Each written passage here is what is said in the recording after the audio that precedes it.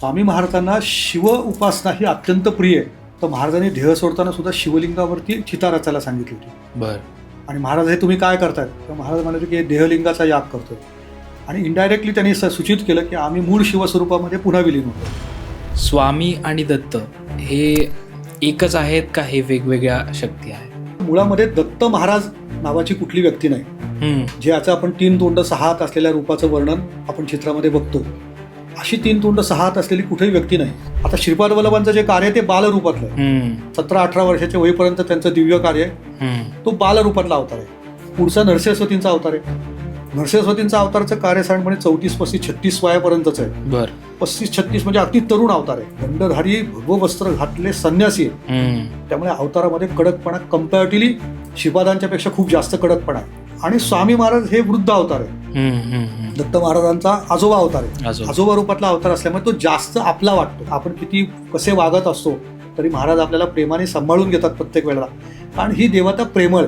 सोळप्पा महाराजांची अशी एक छोटी इच्छा होती की स्वामी महाराजांनी देह सोडला तर आपल्या घरामध्ये समाधी घ्यावी, असं ते बोलून दाखवतात महाराजांना. आणि महाराज पटकन त्याला म्हणतात मला गाडायचा विचार करतो होय, आधी तुला मी गाडतो आणि मग मी जातो, स्वामी महाराज म्हणतात.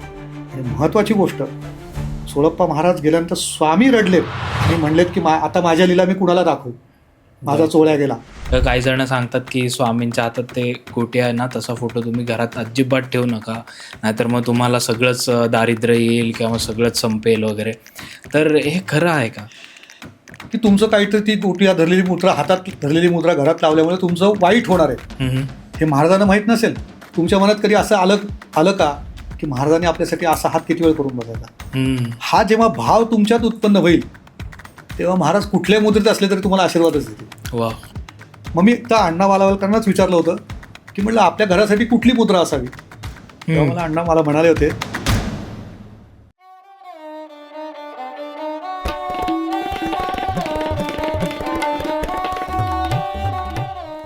श्री स्वामी समर्थ. 2026 सुरू झालेला आहे आणि 2026मध्ये आपला पहिला स्वामी महाराजांवरचा पॉडकास्ट अजून आलेला नाही आहे. हे तुमच्या कमेंट्स आम्ही नेहमीच वाचत होतो. सो त्यासाठी 2026चा पहिला स्वामींच्या बाबतीतला पॉडकास्ट आज आपण रिलीज करतो. आणि याच्यासाठी आपल्यासोबत आहेत शेखर साने दादा, सिद्धहस्त चित्रकार श्री शेखर साने, ज्यांनी आय थिंक 8,500पेक्षाही जास्त पेंटिंग्स केलेले आहेत. त्यामुळे आजचा पॉडकास्ट जो आहे हा शेवटपर्यंत बघा. याच्यामध्ये जर तुम्हाला काही गोष्टी जाणवल्या तर आम्हाला कमेंट्समध्ये नक्की सांगा. याचासुद्धा आम्ही पार्ट 2 घेऊन येणार आहोत. हा थोडा वेगळा पॉडकास्ट आहे, हे तुम्हाला जाणवेलच सुरुवातीच्या 10-15 मिनिटांमध्येच, कारण की आम्ही फक्त स्वामी महाराजांविषयीचे अनुभव यामध्ये शेअर केलेले नाही आहेत. तर ज्यावेळी शेखर साने दादा पेंटिंग करतात, चित्र काढतात, स्वामी महाराजांवरचं चित्र असतं, त्यावेळी त्यांना काय काय एक्सपिरियन्सेस येतात, ते कसं स्वामी महाराजांना व्हिज्युअलाइज करतात, या सगळ्या गोष्टी आम्ही त्यांना विचारलं.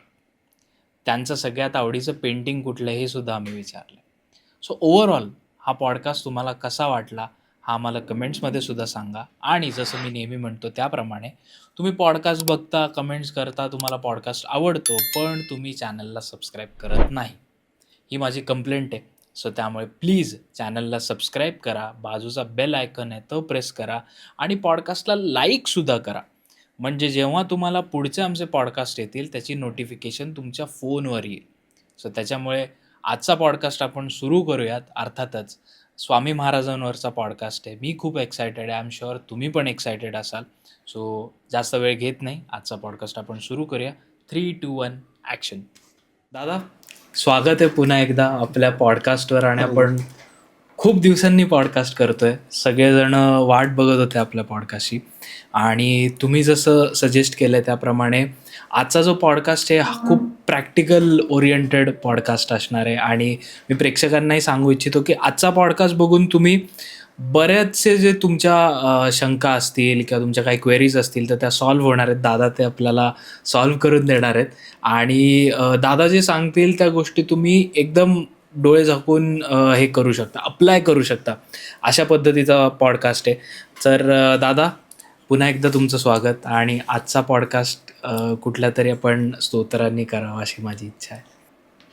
ओम विश्वेशं माधवं धुंडीं दंडपाणिंच भैरवं वंदे काशीं गुहां गंगां भवानीं मणिकर्णिकां. श्री गुरुनामे तरती हे जन वाचे नित्यनेम ठेवलिया. ठेवलियाने खरे चुकती हे फेरे गर्भवास तोरे नाही तया काही आणिक उपाधी दूर होय व्याधी दुरिताची. दुरिताचा नाश तोडी भवपाश झालिया दास समर्थांचा दास भवाचा हा नाश तोडी मायापाश. नाम गाता जन तरतील जाण वचन प्रमाण कलियुगी माझे तारक नेमाचे बोलणे हे साचे.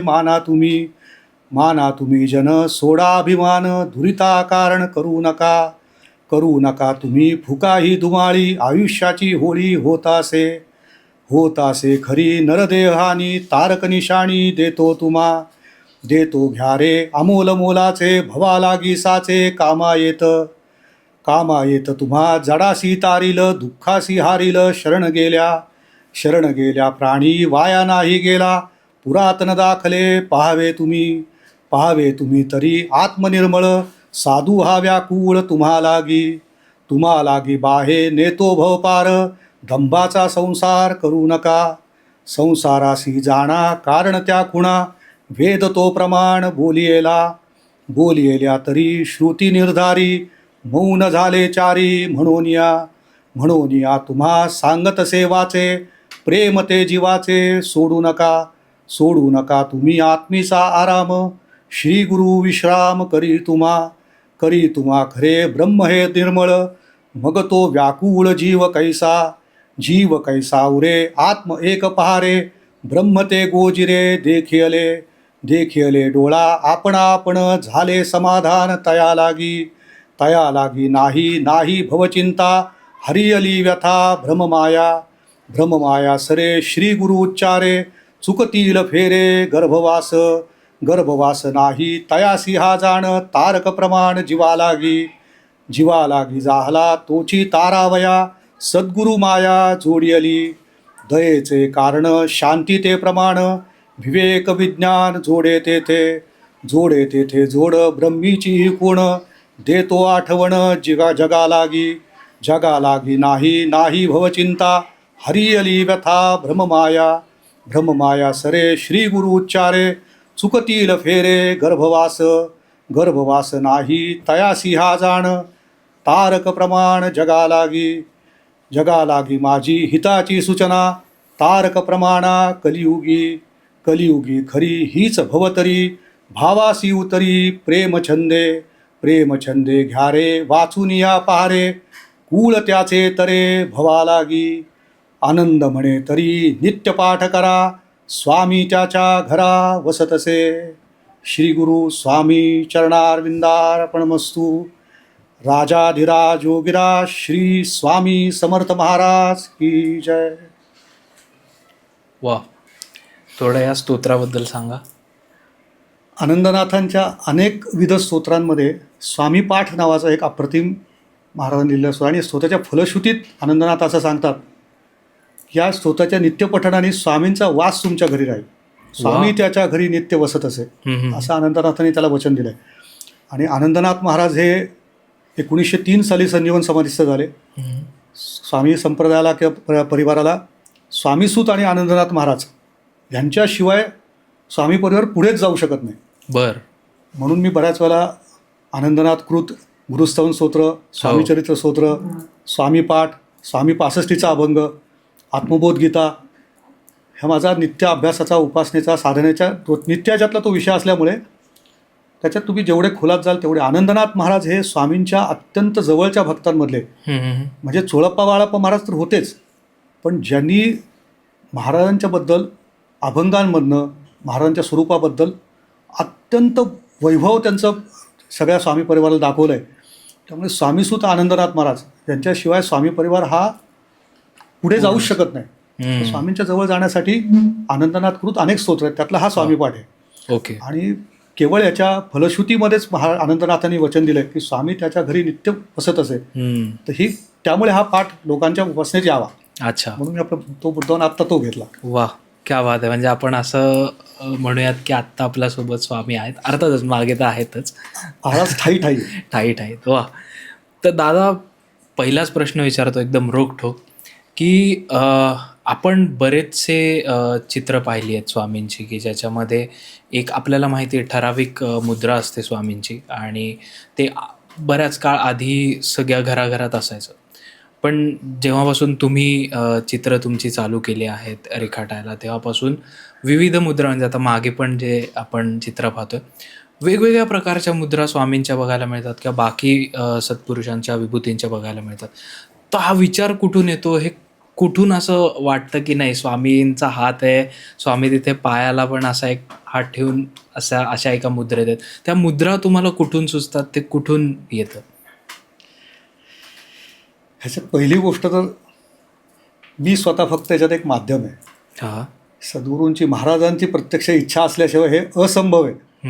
आणि आत्तापर्यंत जे कार्य माझ्याकडनं घडत आलं आहे, माझ्या अगदी 98च्या पहिल्या चित्रापासून, म्हणजे मी विष्णुपात पहिलं महाराजांचं चित्र माझ्याकडनं ज्या झालं तेव्हापासून आजतागत जो भाव स्वामींच्या विषयी माझ्या मनात तेव्हा उत्पन्न झाला आणि त्याच्यानंतर ज्या चित्रांची मालिका सुरू झाली, तर कदाचित त्या भावनांची उत्पत्ती किंवा त्या इमोशन्स आपल्यामध्ये आणण्याची, विचारांची उत्पत्तीच ही महाराजांनी केली.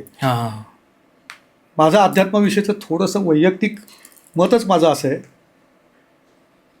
की चित्र मी काढलं, चित्र मला सुचलं, मी काढलं, किंवा ह्याच्यातली कुठलीही गोष्ट, ह्यातलं कुठलीही घडणारी घटना ही तुमच्या अस्तित्वामुळे घडत नाही. कारण जसंच तुमचा श्वास हा तुमचा स्वतःचा नाही आहे. श्वास तुम्ही घेताय असं तुम्हाला वाटतं, पण तो श्वास घेतला जातोय, तुम्ही त्याच्यासाठी प्रयत्न काही करत नाही. तो श्वास येतोय जातोय, तो सुद्धा उसना आहे. ते जसं आपण तो लाईट जाऊ नये म्हणून जसं हे लावतो, कन्व्हर्टर लावलं, आपण इन्व्हर्टर लावलेला असतो, तसं इन्व्हर्टरसारखा तो श्वास सुद्धा उसना आहे. आणि तो श्वास येतोय जातोय म्हणून तुम्ही लाईव्ह आहात, तुम्ही जिवंत आहात. आणि त्या जिवंत असण्याची जी साईन आहे, ते परब्रह्म तत्व तुमच्या बरोबर असल्याची ती पहिली त्याचीच ती खूण आहे. तो येतोय आणि जातोय म्हणून तुम्ही लाईव्ह बॉडीमध्ये आहात. तो आलाय गेला आणि परत आलाच नाही, तर तुम्ही तिथे डेड आहात. तिथे तुम्ही फक्त बॉडी म्हणून रिमेन राहता. म्हणजे एखादा मनुष्य जिवंत आहे जेवढी मोठी चर्चा आपण करतो ना, तर त्याचा तो मोठा अहंकार असतो की मी कोणतरी शेखर साने, कोणतरी सोहम कुरुलकर, कोणीतरी ती आयडेंटिटी असते. पण ज्या क्षणी तो श्वास तिथून गेलेला असतो, म्हणून आपल्याकडे पुराणामध्ये शिव म्हणजे चैतन्य. अच्छा. आणि ते चैतन्य जेव्हा निघून जातं तेव्हा इट्स रिमेन शव. म्हणून शव आणि शिव याच्यातला हा फरक सांगितला की शिव म्हणजे चैतन्य रूप ती शक्ती, ती आतमध्ये प्रवाहित आहे, हा त्याचा अर्थ आहे. वा. पण दादा, आता जसं आपण ह्या पण चित्रात पाहतोय की त्याच्यात पादुका दिसत आहेत, मागे तो लोड आहे, कधी कधी आम्हाला गिरनार दिसतो, कधी कधी त्याच्यामध्ये मोर दिसतात. तर मग ह्या ज्या अशा गोष्टी आहेत, ह्या ज्यावेळी तुम्ही एखाद्याने आता पेंटिंग त्यांना हवं असतं, ज्यावेळी ते प्रेझेंट करता, त्यांची काय रिॲक्शन असते? कारण की त्यांनी हे अपेक्षा नसते की गळ्यात आपण तुळजाभवानीचं लॉकेट पाहतोय, सो हे पाहिल्यावर काय भाव असतात त्याचे? मुळामध्ये मी पहिल्या आधी हे सांगावं असं नक्की आवडेल मला की मुळामध्ये लोकांच्या मनात डोक्यात असं फिट बसलं आहे की स्वामी समोरचं हे दिगंबर स्वरूप आहे, त्यामुळे अंगावर वस्त्र नसलेली मुद्रा महाराजांच्या प्रचलित ओरिजिनल फोटोमुळे जास्त झाल्या. हे पहिलं समजलं पाहिजे की त्या काळामध्ये फोटोग्राफीचा शोध लागला होता आणि त्या काळामध्ये कोडॅक कंपनीने जे काही त्यांचे 5-6 फोटो काढले, त्याच्यामुळे महाराज आपल्यासमोर हायलाईट झाले ते त्या मुद्रांमध्ये. म्हणजे महाराज वस्त्र घालतच नव्हते का, किंवा वस्त्र नव्हतीच का? तर असं नाही आहे. महाराज जेव्हा राजवाड्यामध्ये वावरायचे तेव्हा त्यांच्या अंगावर अंगरखे असल्याचे काही पुरावे आहेत. महाराजांचे अंगरखे अक्कलकोटच्या राजवाड्यामध्ये आहेत, त्यातले काही अंगरखे महाराजांचे वटवृक्षाच्या समोरच्या म्युझियममध्ये ठेवलेले पण आहेत.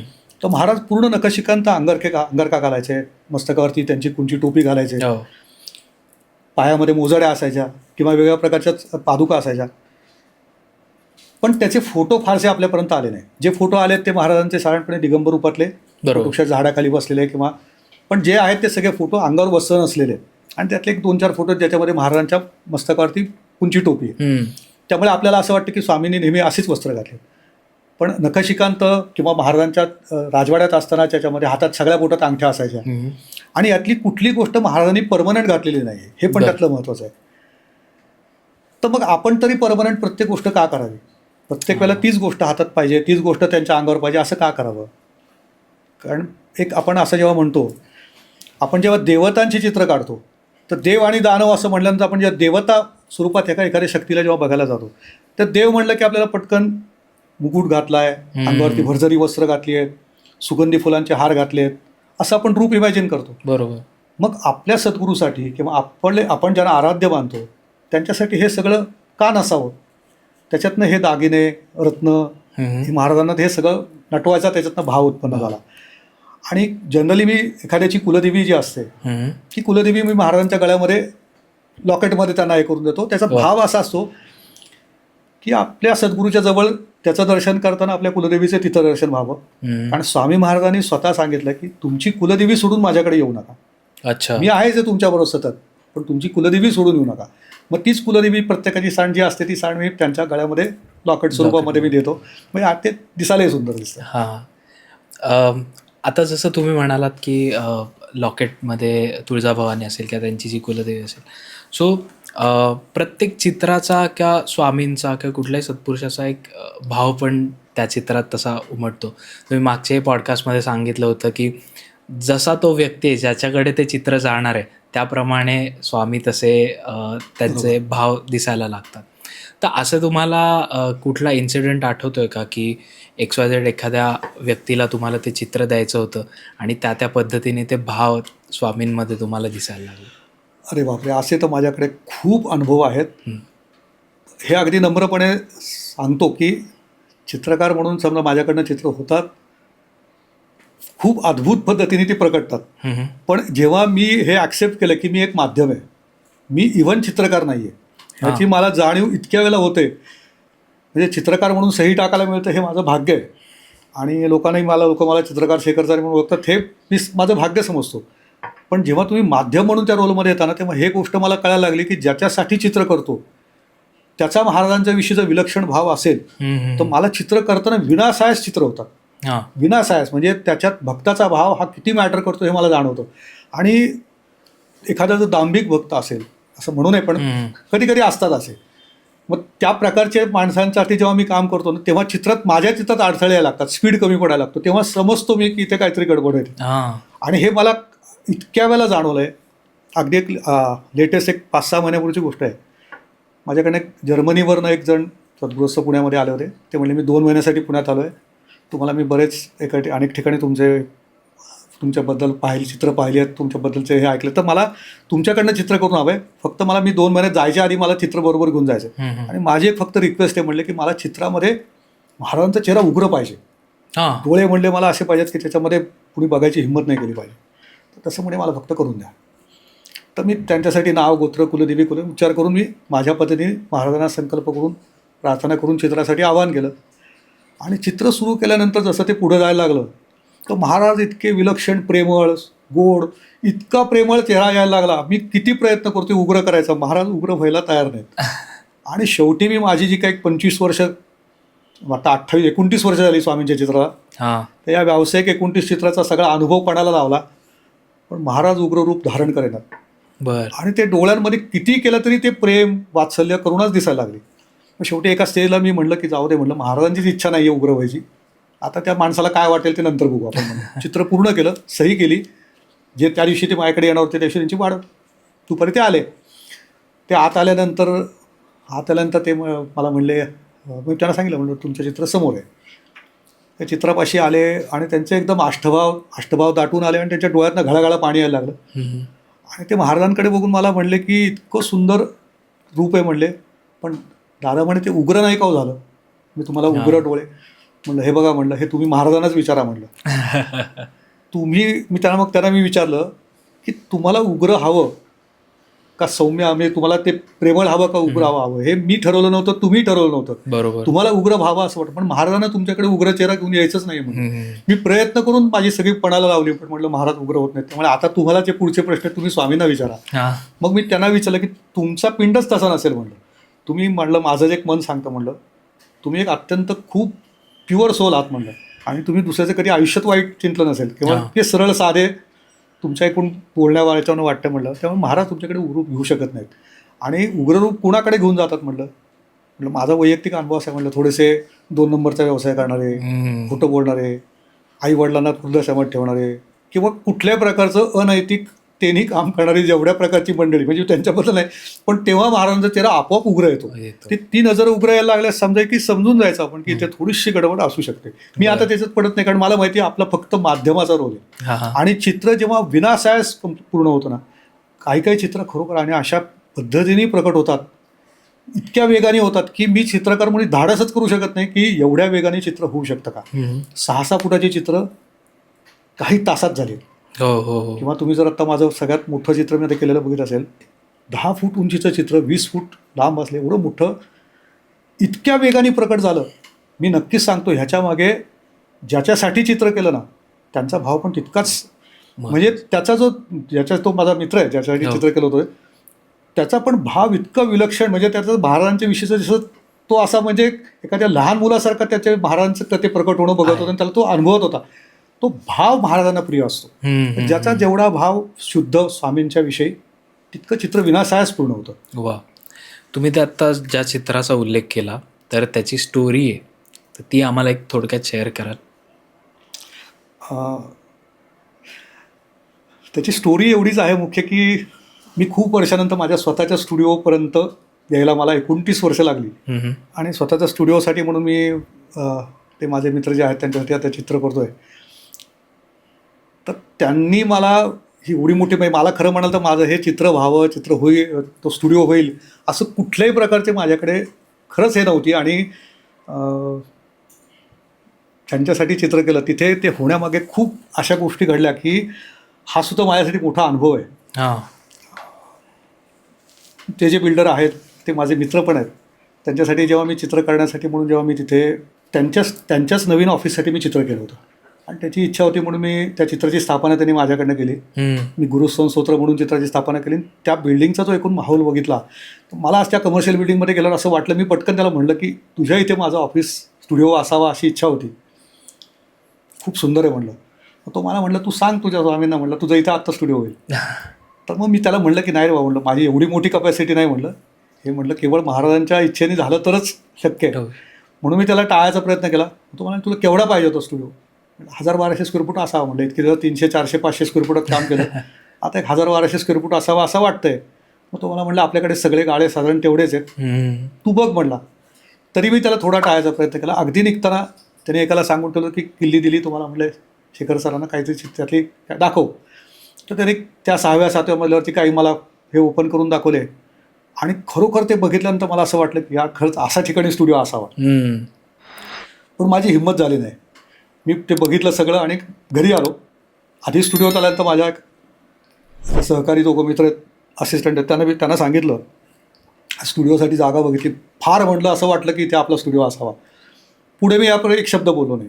तसंच परत घरी आल्यानंतर माझ्या पत्नीशी पण बोललो, तिलाही सांगितलं की म्हटलं मला असं वाटतं की असा स्टुडिओ आपला तिथे असावा अशी खूप पहिल्यांदा इच्छा झाली. आणि मी विषय पूर्ण बाजूला ठेवला की नाही म्हटलं आपल्याला आपली ती कपॅसिटी नाही आहे, त्याच्या मागं लागायचं नाही. आणि पुढे अक्षरशः अघटित घटना घडत माझ्याकडे त्याला इतके त्याचबरोबर 2-3 महिन्यात मला इतक्या लोकांकडनं अशा घटना अघटित घडत गेल्या आणि प्रत्येकाकडनं कॉमन एकच गोष्ट आली की पुढच्या 3 महिन्यात तुमचं ते मार्गी लागणार, तुमचं स्वप्न. आणि ते खरोखर अशक्य स्वप्न होतं. आणि मग त्या स्थानासाठी ती गोष्ट माझी पुढे गेली. आणि म्हणजे माझा एक मित्र आहे तो ज्योतिबाच्या गादीवरती बसतो.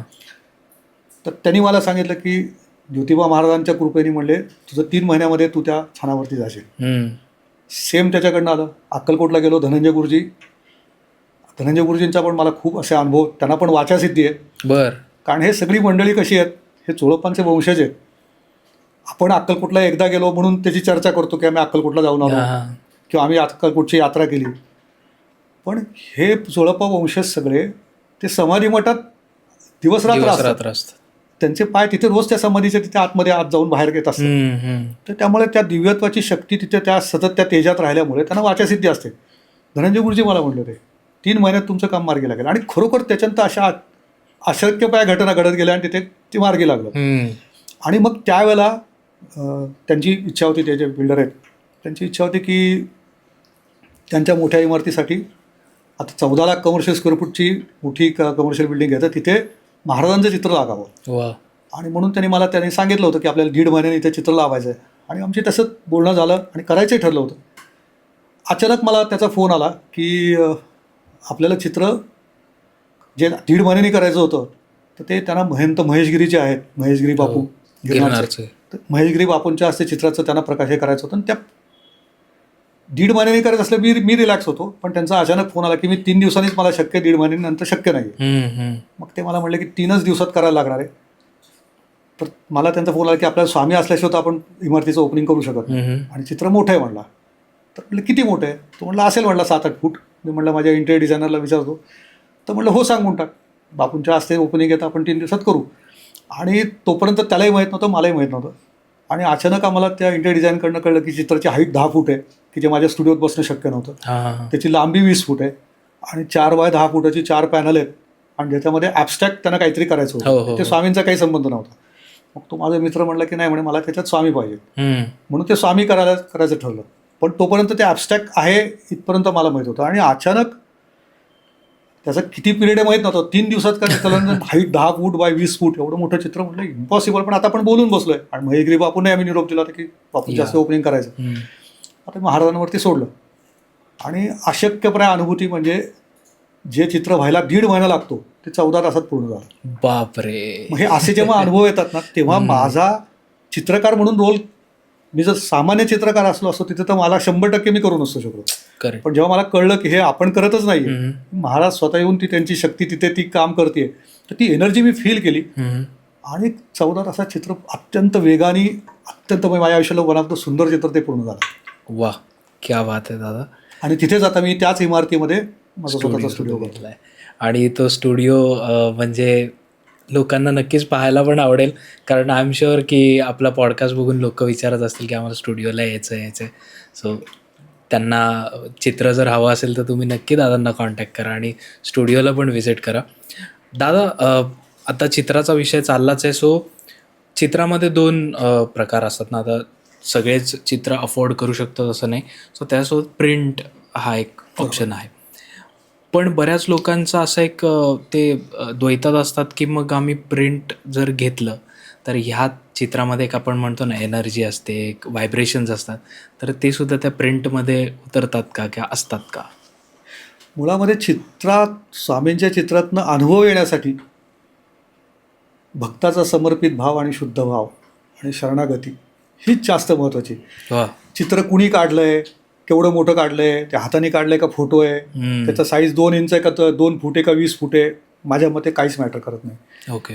म्हणजे ते शेखर सानेने काढलं म्हणून स्वामींची प्रचिती येते आणि दुसऱ्या कुठल्या चित्रकाराने काढलं म्हणून मी असंही कधी आणि हुश असं होऊ शकत. ज्या भक्ताचा त्या स्वामींविषयीचा जो भाव आहे तो भावच त्याला त्याची प्रचिती देतो. आणि हे मी नक्की सांगतो की चित्र हे जास्त जिवंत वाटतं प्रिंटपेक्षा.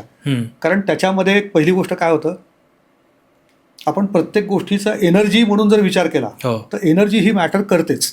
ओके. पण ती त्या चित्राच्या जिवंतपणाशी, त्याच्या अनुभूतीशी काही संबंध नाही.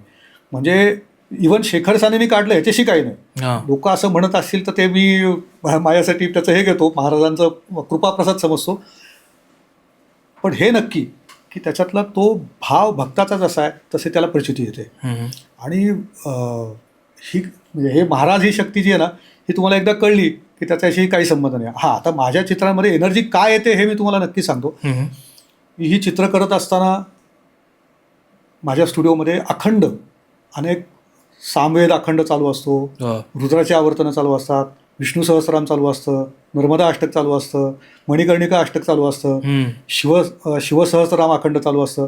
हे अखंड माझ्या 8 तासाच्या रिपीटेड भृगुकृत दत्त स्तोत्र असतं, आद्यशंकराचार्य कृत दत्त स्तोत्र असतं, टेंबे स्वामींच्या कृत घोरात कष्टात उद्धार स्तोत्राचे पाठ चालू असतात. तर ह्या सगळ्या चालू असलेल्या स्तोत्रांचे, वेदमंत्रांचे, सामवेदाचे ते जे व्हायब्रेशन्स असतात ती सगळी व्हायब्रेशन आपल्या थ्रू ट्रान्सफॉर्म होऊन ती एनर्जी म्हणून चित्रामध्ये अवतरतात. आणि लोकांना चित्रामध्ये जी प्रचिती येते त्याचं कारण ते असतं. म्हणजे मी काढण्यामागे त्याचा काही रोल नाही. त्याच्यातली ज्या व्हायब्रेशन त्याच्यात ज्या आपल्यामध्ये येतात त्या व्हायब्रेशन ट्रान्सफॉर्म होऊन तीच एनर्जी तुमची ट्रान्सफॉर्म होते आणि ती चित्रामध्ये कन्वर्ट होते. त्यामुळे त्या चित्रामध्ये ती दिव्य शक्ती येते. आणि हा अनुभव मी नक्की सांगू शकतो. जसं तुम्हाला ते माहिती असेल तुला की ते जपानमध्ये पण असं संशोधन पाण्यावरती केलंय. साधं पाण्यावर केलेलं संशोधन आहे की पाण्याला जर तुम्ही पॉप संगीत ऐकवलं आणि शास्त्रीय संगीत ऐकवलं तर पॉप संगीत ऐकवलेल्या पाण्यामधले जे मॉलिक्यूल असतात तर ते अशी विस्कळीत होतात आणि ज्या पाण्याला तुम्ही शास्त्रीय संगीत ऐकवलंय त्यातले मॉलिक्यूल एखाद्या कॅलिडोस्कोपमधनं बघितल्या सुंदर नक्षीदार चित्रासारखे पाण्यामध्ये ते मॉलिक्यूल जनरेट होतात. खरं. त्याचं सिम्पल सायन्स काय आहे, ही एनर्जी जनरेट होते त्या व्हायब्रेशनमुळे. मग साधा हाच विचार करून बघायचा की आपण सामवेद ऐकला. आता सामवेदाबद्दल आपल्याला खूप कशी कमी माहिती किंवा सामवेद ऐकणारी लोक खूप कमी आहेत. मी सामवेद गेली जवळपास 13-14 वर्ष ऐकतोय. अर्थात ही द्रविड शास्त्रींची कृपा आहे. काशीला मी 2000 जवळपास 12 सालापासून रेग्युलर जातोय आणि द्रविड शास्त्रींच्यामुळे मला सामवेदाचं महात्म्य ते स्वरूप कळलं. पण त्या सामवेदामुळे किंवा ते ऐकल्यामुळे तुमच्यावर अनंत असे चांगले परिणाम होतात की त्या व्हायब्रेशन आपोआपच त्या चित्रामध्ये अवतरतात. तो वेग आपोआप येतो, ती एनर्जी जनरेट होते, ते दिव्यत्व येतं. माझ्या स्टुडिओत आलेल्या अनेक लोकांना माझ्या स्टुडिओत आल्यानंतर असं खूप असं काय म्हणतात त्याला, तो ती एनर्जी त्यांना अशी हलू देत नाही. की कित्येक लोक मला सांगतात तुमच्या स्टुडिओतनं पाय निघत नाही किंवा पाय काढा असं वाटत नाही. खूप पॉझिटिव्ह. मुख्य कारण ते खूप पॉझिटिव्ह वाटतं तुमच्या इथं आल्यानंतर आणि वेळ कसा जातो हे कळत नाही ऑनेस्टली. तसं हेच कारण असावं की ती एनर्जी आहे ना ती सगळीकडे ती त्या व्हायब्रेशनमधनं आलेली त्या साऊंडमधनं आलेली एनर्जी आहे ना ती सगळीकडे अशी स्टोअर होते आणि ती तिथे थांबलेली जी एनर्जी आहे ना तीच तुम्हाला मॅग्नेटिक फोर्स त्यासारखे तुम्हाला तिथे पकडून ठेवते. ओके दादा, आता काही वास्तू एक्सपर्ट्स असतात आणि काही जेन्युइन आहेतच, पण काही सो कॉल्ड वास्तू एक्सपर्ट्स असतात किंवा असे काही लोक असतात जे असं म्हणतात की XYZ प्रकारचाच फोटो स्वामींचा तुम्ही घरी ठेवला पाहिजे किंवा त्या मुद्रा असलेलेच स्वामी तुमच्या घरी असले पाहिजे. किंवा काही जण सांगतात की स्वामींच्या हातात ते गोटी आहे ना तसा फोटो तुम्ही घरात अजिबात ठेवू नका, नाहीतर मग तुम्हाला सगळंच दारिद्र्य येईल किंवा मग सगळंच संपेल वगैरे. तर हे खरं आहे का? सॉरी तुमचा फ्लो ब्रेक केला, पण आत्तापर्यंत इथपर्यंत पॉडकास्ट बघता तर प्लीज खाली दिलेल्या सबस्क्राईब बटनवर सबस्क्राईब करा, कारण तुम्ही सगळे पॉडकास्ट बघता पण सबस्क्राईब करत नाही. सो प्लीज चॅनलला सबस्क्राईब करा आणि तुमचा पॉडकास्ट आता कंटिन्यू होईल. 3, 2, 1 ॲक्शन. खरं म्हणाल तर असं काहीच नाही आहे. महाराजांच्या कुठल्याच मुद्रेचा तुमच्या घराचं चांगलं किंवा वाईट होण्याशी काहीच संबंध नाही. जे होतं ते मंगल होण्यासाठीच स्वामी महाराज आहेत. वाईट होण्याशी कुठलीच मुद्रा, म्हणजे हातात गोटी धरलेली असू देत, कुठलीच मुद्रा असू देत, त्यांनी कधीच तुमचं वाईट अमंगल होऊ शकत नाही. आणि याचं मुख्य कारण असं आहे का अमंगल व्हावं. महाराजांनी ज्या मुद्रा दिल्यात त्यांच्या ओरिजिनल फोटोमधनं, त्या फोटोत ती हातात, कुणी त्याला मणी म्हणतं, कुणी गोटी म्हणतं, त्याला सूर्यमणी येतो हातात. तो अक्कलकोटच्या राजेसाहेबांच्याकडे पण आत्ता तो मणी आहे. आता हा सूर्यमणी महाराजांनी हातात धरलेला ओरिजिनल फोटो दिलाय. असं धरून चला की तुमचं काहीतरी ती गोटी धरलेली मुद्रा, हातात धरलेली मुद्रा घरात लावल्यामुळे तुमचं वाईट होणार आहे हे महाराजांना माहीत नसेल. मग महाराजांना माहीत असतं तर स्वामी महाराजांनी तुमच्यापर्यंत ती मुद्रा आणली असती का? नाही. मग ज्या अर्थी त्या ब्रह्मांड नायकाच्या इच्छेने ती मुद्रा सामान्य भक्तांपर्यंत आली आहे. तुम्ही अक्कलकोटच्या वटवृक्ष मंदिरात जा, ती मुद्रेत गोटी हातात धरलेली तीच मूर्ती आहे. तुम्ही कुठेही जा किंवा जुन्या कुठल्याही मठांमध्ये मंदिरांमध्ये ती प्रचलित मुद्रा आहे की हातात गोटी धरलेली.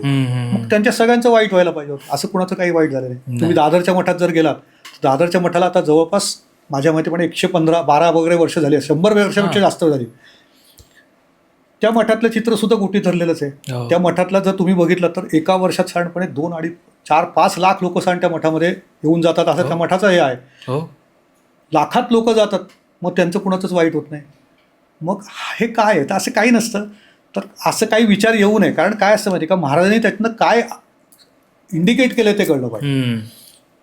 तर तुम्हाला जर हस्तमुद्रा किंवा योगामध्ये मुद्रांचं खूप रहस्य आहे. तर मुद्रांमध्ये हाताची जी बोटं असतात तर हे जलतत्व आहे, हे पृथ्वीतत्व आहे, हे आकाशतत्व आहे, हे वायुतत्व आहे, हे अग्नितत्व आहे. त्या 5 बोटांमध्ये ही 5 तत्व आहेत. त्या 5 तत्वांमध्ये आपली 5 इंद्रिय ती प्रतिनिधित्व करतात. तर महाराजांनी या 2 बोटामध्ये, 2 बोटांच्या चिमटीमध्ये सूर्यमणी किंवा ती काय गोटी, ते जे काय धरलंय ते ब्रह्मांड स्वरूप आहे. महाराज काय इंडिकेट करतात, हे मी माझ्या 2 चिमटीत ब्रह्मांड धरलंय. ही 2 चिमटी कसल्या आहेत तर हे वायुतत्वाचं बोट आहे, हे अग्नितत्वाचं बोट आहे. तर वायुतत्व हे रिप्रेझेंट करतं मनाला, चंचल मनाला, आणि अग्नितत्व म्हणजे अहंकार या पोटात असतो आपल्या अग्नितत्व. म्हणून आपण एखादी गोष्ट जेव्हा मी केली असं म्हणतो तेव्हा आपण पटकन असं करतो. आपण मी केली म्हणलं की आपोआप अंगठा भरतो, कारण ते अग्नितत्व अहंकार रूपाने वास करतं. अच्छा. तर महाराज काय सांगतात की माझ्या 2 चिमटीत, म्हणजे माझं मन आणि माझं चित्त आणि माझा अहंकार, ह्या 2 चिमटीमध्ये मी या ब्रह्मांडावरची सत्ता धारण केली. ती अख्खं ब्रह्मांड मी 2 चिमटीत धरले. मग फिरवायचं तर मी अख्खं ब्रह्मांड फिरवीन ना. तुमचं एकट्याचं घर, एखाद्याची वास्तू, बंगला, एखाद्याचं घर, तर असं काही नाही. हे आपले मनातले भाव असतात. मला असे कधी कधी काही लोक येऊन मुद्दाम विचार, मग ते असं लावलं की ते घराचं वाईट होतं, मग आम्हाला तसं चित्र नको. मला लक्षात येतं की यांच्या काहीतरी डोक्यात तो हे आहे. मग मी त्यांना असं पटकन बोलता बोलता सांगतो, तुम्हाला एक सांगू का म्हटलं, की महाराजांची पहुडलेली मुद्रा आहे ना, झोपलेली, ती घरात लावू नका म्हटलं. तर ते मला विचारत, का हो? नाही म्हटलं, ती लावली की आजारपण येतं. आता मी असं त्याला 2दा-3दा सांगितलं की त्यांच्या डोक्यात ते फिट होतं. आणि मग जर घरात कधी त्यांच्या चुकून आजारपण आलं तर तो मनुष्य पहिलं ते चित्र बाहेर काढेल. बरोबर. तसं असतं. तसं आपल्या डोक्यात जर एखादं काही पिल्लू सोडलं तर ते डोक्यात फिट राहतं आपल्या, की असं चित्र लावलं की असं होतं. तर असं खरं तर काही नसतं. मी ज्यांना गुरुस्वरूपात ज्या अनेक सत्पुरुषांना चा सहवास लाभला, आनंदनाथ महाराजांचे सख्खे नातू गुरुनाथ भाऊ वालावलकर, ज्यांना आम्ही अण्णा म्हणायचो, त्यांचा सहवास मला जवळपास 9 वर्ष सहवास मिळाला. त्या 9 वर्षाच्या सहवासामध्ये त्यांच्याकडे मी जे काही शिकलो की त्यांच्याकडे त्यांना मी एकदा विचारलं, म्हणजे मला आठवतं त्या माझ्या घरी एकदा राहायला आले होते आणि एक असंच फॅमिली आली होती. आणि त्या फॅमिलीनी मी नॉर्मल भूमिस्पर्शाची मुद्रा, जी महाराजांची रेग्युलर ट्रॅडिशनल मुद्रा जी ती काढली होती. तर ते म्हणले नाही, आम्हाला असाच हात असलेली मुद्रा पाहिजे, आशीर्वाद असलेली. तर ते माझ्याशी बोलत होते. तर अण्णा वालावलकर तिथे पलंगावर बसले होते, ते ऐकत होते सगळे. मग त्यांना विचारलं की मग हात खाली ठेवलाय, ह्या ट्रॅडिशनल मुद्रेत महाराज तुम्हाला आशीर्वाद देत नाहीत का? त्यांना उत्तर देता येणार. मग तेव्हा ते पटकन काय म्हणले की तुमच्यासाठी स्वामींनी असा हात किती वेळ करून बसायचा? तर इथे महाराज हात आशीर्वाद मुद्रेमध्ये आहेत, तर हात असा आशीर्वादाचा किती वेळ करून बसायचा? तुम्ही तुमच्या मनात कधी असं आलं का की महाराजांनी आपल्यासाठी असा हात किती वेळ करून बसायचा? हा जेव्हा भाव तुमच्यात उत्पन्न होईल तेव्हा महाराज कुठल्याही मुद्रेत असले तरी तुम्हाला आशीर्वादच देतील. कारण गुरुविषयीचा तुमचा तो समर्पित भाव, शरणागत भाव, त्यांच्याविषयीचं प्रेम हे इतकं पाहिजे की आपोआपच तुम्हाला कुठल्याही मुद्रेत स्वामी असले तरी कृपाच होतो, आशीर्वादच मिळतो. मग मी त्या अण्णा वालावलकरांनाच विचारलं होतं की म्हटलं आपल्या घरासाठी कुठली मुद्रा असावी? तेव्हा मला म्हणाले होते की पहुडलेली मुद्रा ही सगळ्यात, आपल्या घरात महाराज पहुडलेले असावे, विश्रांतीला पाहिजे. म्हणजे त्यांना मोस्ट रिलॅक्सेशन मुद्रा कुठली आहे? तर पहुडलेली. त्या मुद्रेत स्वामी कर. मग त्यांची इच्छा म्हणून मी घरात माझ्या स्वामी तसे केले. आणि सांगायला हरकत नाही की असा भाव असणं की आपल्या सद्गुरूला असा हात करून बसण्यासाठी किती वेळ त्याचा हात अवघडेल, म्हणून महाराजांनी असा हात न करता असा ठेवला, काय फरक पडतो? आणि माझ्या तर खूप अनेक चित्रांमध्ये सहज मुद्रा, दोन्ही हात असे केलेले, किंवा ती डावा खांदावर असलेल्या 2 मुद्रा आहेत, ती आहे, हातात गोटी धरलेली मुद्रा आहे, गुडघ्यावर हात ठेवलेली मुद्रा आहे. मोस्टली सगळ्या रिलॅक्स असलेल्या मुद्रा आहेत. आणि ह्या क्रिएटेड मुद्रांमध्ये थोडंसं काय होईना असा हात करून ठेवल्यामुळे अवघडले पण येतं, हे आपण जर कबूल केलं तर असं काही नसतं. मला असं वाटतं की कुठली मुद्रा असू देत, तुमचा भाव चांगला पाहिजे. अच्छा. सगळ्यांना ही उत्सुकता असणारच आहे की म्हणजे स्वामी तर तुमच्या जवळचे आहेतच, पण स्वामींचं सगळ्यात जवळचं चित्र कुठलं आहे तुमचं? बापरे, हा खूप कोड्यात टाकणारा प्रश्न आहे. पहिली ही गोष्ट खोडून काढतो की स्वामी माझ्या जवळचे आहेत. अजून माझी हिंमत, या शब्दाची भीती वाटते. महाराज सगळ्यांच्या जवळ आहेत, सगळ्यांच्या जवळ असतात. आपल्याला त्याची फक्त जाणीव नसते. आणि ती जर जाणीव झाली तर महाराज हे तुमच्या अगदी प्रत्येक क्षणी जवळ असतात. मी एका सत्पुरुषांनी मला सांगितलं वाक्य आठवतं. तर त्याने सांगितलं होतं की मनामध्ये एखादी गोष्ट चांगली किंवा वाईट, आपण कुठली गोष्ट चांगली वाईट पाप पुण्याच्या अनालाइजमध्ये त्याला ती काही करत असतो, कन्वर्ट करत असतो. ही गोष्ट चांगली आहे, ही गोष्ट वाईट आहे. तसं आता तुम्हाला एखादी गोष्ट करू नये असं तुमचं मन सांगत असतं, तरी तुम्ही करता, ती वाईट असते, त्याला आपण पाप म्हणतो. आणि एखादी गोष्ट करायला पाहिजे आणि म्हणून तुम्ही ती करता, ती पुण्याची गोष्ट असते. बरोबर. हा पाप पुण्यातला फरक झाला. मग महाराजांच्या विषयी तुमचा भाव जेव्हा तसा उत्पन्न होतो तर आपोआपच तुमच्या मनाच्या येणारा पहिला तरंग जो असतो तो परमेश्वराचा असतो. अच्छा.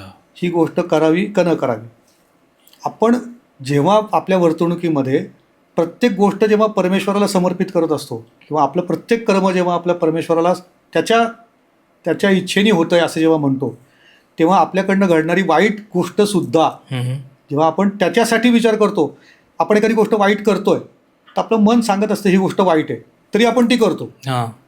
म्हणजे त्याच्यात पापभावना असते. म्हणजे याचा सिंपल अर्थ असा आहे की एखादं कर्म केल्यानंतर जे तुमच्या इथे शिल्लक राहत असेल तर ते पाप आहे. अच्छा. मी काहीतरी एखादी आज मी चुकीचं बोललो, आज या माणसाला मी चुकीचं बोललो, या माणसाला मी ॲरोगंटली काहीतरी आज वागलो, किंवा याच्याशी मी खोटं बोललो, किंवा माझ्या घरातल्या कुठल्या तरी व्यक्तीला आज दुखवलं, एखाद्या वृद्ध व्यक्तीला दुखवलं, एखाद्या माणसाची चेष्टा केली, किंवा कुठल्याही प्रकारचं असं कर्म केलं की जे मला आज माझं मन खातंय मला की असं नव्हतं मी करायला पाहिजे, ते सगळं पापकर्म आहे. अच्छा. आणि ते तुमच्या इथे शिल्लक राहत आहे म्हणजे ते पाप आहे. आणि जेव्हा ते केल्यानंतर तुम्हाला त्याच्याबद्दल कुठले रिग्रेट नाहीत, कुठले त्याच्याबद्दल तुम्हाला वाईट वाटत नाही, मी केलं ते मनापासून केलं, चांगलं केलं, ऑलवेज ते कर्म तुमचं चांगलं. अच्छा. आणि तुमच्या आवडीचं चित्र? आणि आवडीच्या चित्रावरती जर आला तर आता मी नक्की सांगतो, चित्र माझी बरीच अशी खूप चित्र आहेत की जी माझी आवडीची आहेत, पण एक मला अगदी आठवणीतला अनुभव म्हणून सांगतो. मी ज्यांच्याकडनं नामरिक्षा घेतली, माझे सद्गुरू लाटकर महाराज, संभाजीनगर औरंगाबादचे हे जे लाटकर महाराज आहेत, हे एवढंच सांगतो की मला अनेक सत्पुरुषांचा सद्गुरूंचा खूप सहवास लाभला, खूप सत्पुरुषांचा हे मिळाला, पण 3 सत्पुरुषांचा माझ्या आयुष्यावरती अनन्यसाधारण प्रभाव आहे. तो म्हणजे गुरुनाथ बुवा बालावलकर म्हणजे अण्णा, आनंदनाथांचे नातू, पूजनीय लाटकर महाराज साक्षात स्वामी स्वरूप, आणि तिसरे गणेश्वर शास्त्री दवीड वाराणसी. या तिघांकडनं माझ्यावरती जे काय आलो कृपा ज्याही लाभली मला, आणि मला खूप सत्पुरुषांचा, शंकराचार्यांचा सहवास लाभला, खूप अनेक सत्पुरुषांचे सहवास मिळाले, सहवास लाभले. तर लाटकर महाराजांच्यासाठी मी जेव्हा त्यांचा अनुग्रह घेतला होता, तर माझी इच्छा होती की त्यांच्या स्थानासाठी त्यांनी मला एकदा बोलवलं की शेखर मला आपल्यासाठी कधी स्वामी माझ्यासाठी पण कर. तर मला खूप इच्छा झाली की महाराजांसाठी एक सुंदर चित्र करावं, आणि तेव्हा मी असं ठरवलं की नवरात्राच्या 9 दिवसात त्यांच्यासाठी चित्र करायचं, आणि नवरात्राच्या 9 दिवसात पूर्ण करून दसऱ्याच्या दिवशी चित्र त्यांना अर्पण करायचं, असं मी ठरवलं. आणि त्याला माझे सासरे आजारी होते खूप वृद्धापकाळामध्ये, आणि जवळपास 6.5 वर्ष डायलिसिसवर होते. अरे बाबा. आणि त्या काळामध्ये त्यांची शरीर नाजूक परिस्थितीमध्ये ते हॉस्पिटलाइज होते. आणि त्या नवरात्रामध्ये मी चित्र सुरू करायचं म्हणून कॅनव्हास लावून ठेवला, आउटलाईन करून ठेवली, आणि अगदी घटस्थापना झाल्या लागल्या दिवशीपासून माझे सासरे आयसीयूत असल्यामुळे मला कंटिन्यूस हॉस्पिटलला थांबायला लागत होतं. माझे त्याला 2-3 असिस्टंट होते, तर मी दिवसभर हॉस्पिटलमध्ये थांबायचो, आणि संध्याकाळी फक्त यायचो, पोरांना सांगायचो की तुम्ही निघा, स्टुडिओ बंद करू. असं मी सलग 7 दिवस स्टुडिओमध्ये रोज फक्त यायचो आणि स्टुडिओ बंद करून जायचो. अष्टमीच्या दिवशी असंच मी संध्याकाळी आलो, आणि सगळ्यांना सांगितलं स्टुडिओ बंद करायला घेऊ, आणि महाराजांच्याकडे बघितलं, आणि अक्षरशः आत्म ती महाराज मला म्हणतात की सगळं सोडून आत्ता माझं चित्र सुरू कर. आणि आत्म मला ते जाणवायला लागलं की महाराज मला बोलवतात, ती ते फोर्सफुली बोलवतात आपल्याकडे. तर मी माझ्या मुलांना सगळ्यात सांगितलं की काढा मंड रंगाची पॅलेट, आत्ता काम करायचं आहे. आणि म्हणून मी ते चित्र सुरू केलं. 6x4 साईजचं चित्र होतं, आणि अतिशय दिव्य रूप होतं महाराजांचं. त्याच्यात हातावरती श्रीयंत्र आहे, गळ्यामध्ये हातामध्ये सरस्वती यंत्र आहे, हातावरती गळ्यामध्ये श्रीयंत्र होतं, आणि शिवस्वरूप मुद्रा होती, आणि अत्यंत अलौकिक चित्र झालं. तर त्या चित्राचा एक टोटल जो कमर्शियल टाईम होता मला लागणारा, त्या 6x4 मोठं पेंटिंग होतं, तर साधारणपणे त्याला 7 दिवस ते 9 दिवस किमान लागतील एवढं त्याचं काम होतं. रोज मी 12 तास काम केलं तर साधारणपणे 9 दिवसात संपेल. ते चित्र करायला तिथे सुरुवात केली, म्हणजे एक चित्र मला खरोखर 9 दिवसात संपून दसऱ्याला जायचं होतं. अष्टमीच्या संध्याकाळी मी त्या कॅनव्हासवरती हात पहिल्यांदा लावायचं ठरवलं. त्या दिवशी एक माझा जवळचा मित्र खूप दिवसांनी मला भेटला, आणि तो म्हणला मी शेखर आज नवीन कॅमेरा घेतला आहे म्हणून तुझ्याकडे पहिल्यांदा आला. आणि तो कॅमेरा घेऊन आला, तर मला म्हणलं तू आज स्वामींचे चित्र काढतो, मी तुझे फोटो काढतो म्हणलं. म्हणजे हे काय असं काही ठरवलेलं काहीच नव्हतं. आणि मी चित्राची सुरुवात महाराजांचं स्मरण केलं आणि चित्राची सुरुवात केली, आणि काय फोर्स एनर्जी, मला काही कळतच नव्हतं काय करतोय मी. जे चित्र व्हायला 7 दिवस लागतात 6x4चं, ते 2.25 तासात उभं राहिलं. बाप रे. आणि अत्यंत दिव्य चित्र झालं. आणि तेव्हा मला लाटकर महाराज काय आहेत मी त्यांच्याकडनं अनुग्रह घेतला होता. मला एवढं माहिती होतं ते खूप मोठे अधिकारी सत्पुरुष आहेत. हां. त्यांना सुरुवातीच्या काळात 18 वर्षापूर्वी 20 वर्षापूर्वी पहिला नृसिंहचा अनुग्रह झाला स्वप्नामध्ये, स्वप्नदृष्टांतामध्ये. आणि त्यांनी सांगितलं होतं की स्वामी महाराज पुढचं कार्य तुझ्याकडनं करून घेतील. हां. ते स्वतः केमिकल इंजिनियर पूर्वाश्रमीचे. आता लाटकर काका जवळपास 77 वर्षाचे आहेत. तर ते पूर्वाश्रमीचे इंजिनियर होते. आणि नरसिंह सरस्वतींकडनं त्यांना आदेश आला होता की ही तुझी जी कंपनी वगैरे सगळी जी आहे ती बंद कर आणि माझं कार्य सुरू कर. पण समोर त्यांच्याकडनं तो करायला थोडासा डिले झाला आणि कंपनीमध्ये आग लागली त्यांच्या. आणि ती त्यातलं बरंचसं त्यातलं जळून खाक झालं. आणि ते महाराजांनी पुन्हा दृष्टात येऊन सांगितलं की ही तुला झलक दिली आहे. त्यांनी ताबडतोब सगळं बंद केलं आणि महाराजांचं काम सुरू केलं. तर काम सुरू केलं म्हणजे काय तर त्यांच्या शरीराचा महाराज माध्यम म्हणून वापर करून त्यांच्या माध्यमातनं स्वामी वाणी त्यांच्या मुखातनं प्रकट व्हायला लागली. मला सुरुवातीला खरं सांग माझा स्वभाव खूप चिकित्सक, बुद्धिवादी, अतिशय नसावा असा माझा खूप शंकेखोर स्वभाव कधी कधी असा माझा होता. आणि लाटकर काकांच्या बाबतीमध्ये मला हे सगळं बघितल्यानंतर मला असं होतं की काय प्रकारे म्हणलं हा सगळा आवाज पूर्ण बदलायचा, व्हायब्रेशन, सगळी एनर्जी.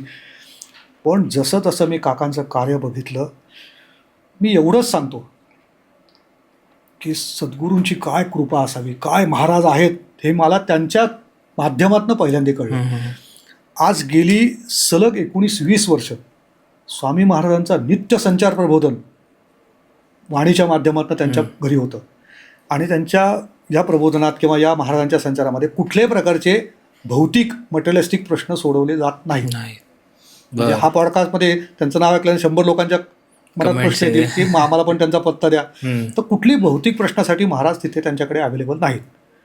पूर्ण ज्ञानात्मक ज्ञानगंगा, सरस्वतीची पूर्ण कृपा, सगळं वेदोक्त ज्ञान जे आहे पुराणामधलं 18 पुराणं सगळी सिम्प्लिफाईड करून त्यातले अनेक विषय महाराजांनी त्यांच्या मुखातनं प्रकट केले. एक टास्क म्हणून तुला मी सांगतो सोहम, आपल्या आयुष्यामध्ये आपल्याला अशी एखादी गोष्ट जर सांगितली करायला की ही गोष्ट एका ठराविक वेळेला रोज करायची, एकही दिवस न चुकवता, आपण किती दिवस करू शकतो? म्हणजे मी माझ्यावरनं सांगतो 15-20 दिवस, 8 दिवस, 15 दिवस, महिनाभर. सलग मागची 20 वर्ष एकही संध्याकाळ त्यांची चुकली नाही. कुठलीही परिस्थिती असो त्यांना संचार प्रबोधन, संचार होतो म्हणजे होतं. त्याचे वेद त्यांना दुपारी 3:30 लागतात आणि संचार होतो. आणि प्रबोधनाची वेळ संचाराची जी असते ती हार्डली 20-25 मिनिटाची असते. महाराज येतात आणि जातात. आणि त्या 20-25 मिनिटात ते जे वाणीमधनं जे बोलून जातात ते अगम्य, अशक्य, अगाध असतं. ज्यांनी ते प्रबोधन ऐकलेत किंवा ज्यांनी ते सगळं अनुभवलं ना ते दिव्य आहे सगळं. मला सुरुवातीला वाटायचं की हे माझ्या बुद्धिवादातला खोडकर घाणेरड्या स्वभावामुळे मला कधी कधी असं तिथे वाटायचं. पण जेव्हा मी हे सलग प्रवास बघितला, ते अनुभवलं, त्यांची काही प्रबोधनं ऐकण्याचा प्रयत्न केला, समजून घेण्याचा प्रयत्न केला, मी नम्रपणे सांगतो की त्यातलं एखाद्या प्रबोधनातल्या एका दिवसाचं प्रबोधन सुद्धा नीट डायजेस्ट होत नाही. अच्छा. आणि अशी महाराजांची जवळपास 100पेक्षा जास्त विषय. आणि त्याच्यात साधारण MP3च्या भाषेत बोलायचं तर साधारण 150 GB डेटा आहे. अच्छा. मागच्या 20 वर्षातला. आणि सांगायचं म्हणजे एकही दिवस त्यांचे सख्खे भाऊ गेले, घरात कुणीतरी व्यक्ती गेली तेव्हा सुद्धा त्यांचं प्रबोधन थांबलं नाही. ते प्रवासात पुणे मुंबई करायचे, कुठे प्रवासात जायचे, तेव्हा ट्रॅफिक जाम लागला. मी एकदा बरोबरच त्यावेळेला होतो. गाडीत संचार झाला, गाडीत सुद्धा ते चुकलं नाही. त्यांना स्वतःला एकदा 103-104 ताप अंगात होता, तर त्या वेळेपुरता ताप उतरायचा, प्रबोधन व्हायचं, पुन्हा ताप चढायचा. मी काकांचं हेही बघितलं की प्रबोधन चालू असताना त्यांना कळत नाही की आपण काय बोललो, कारण त्याला ती एनर्जी वेगळी असते पूर्ण, कारण तिथे स्वामी महाराज असतात. आणि प्रबोधन झाल्यानंतर त्यांना ते जे काय मुखातनं त्यांच्या वाक्य बाहेर आली, मग ते जेवताना त्यांच्या सौंनं सांगतात की आज महाराज काय बोलले मला ऐकायचं आहे. मग ते ऑडिओ प्लेअरवरती लावलं जातं. मी हे सगळं सांगण्याचं हे असं होतं की असे सत्पुरुष पण आहेत. त्यांच्याकडे काही काशीचे लोक सत्पुरुष येऊन गेले, त्यांनी पण सांगितलं की लाटकर महाराजांच्या मुखातनं जी वाणी बाहेर पडते अशी वाणी 100 वर्षापूर्वी काशीमध्ये बोलली जायची. त्या टाईपचं हिंदी त्यांच्या मुखातनं येतं. स्वामी वाणी नावाने त्यांचं युट्यूबला एक चॅनल आहे, त्याच्यावरती काही ऑडिओ क्लिप आहेत, कुणाला इंटरेस्ट असेल तर नक्की ऐकू शकतील.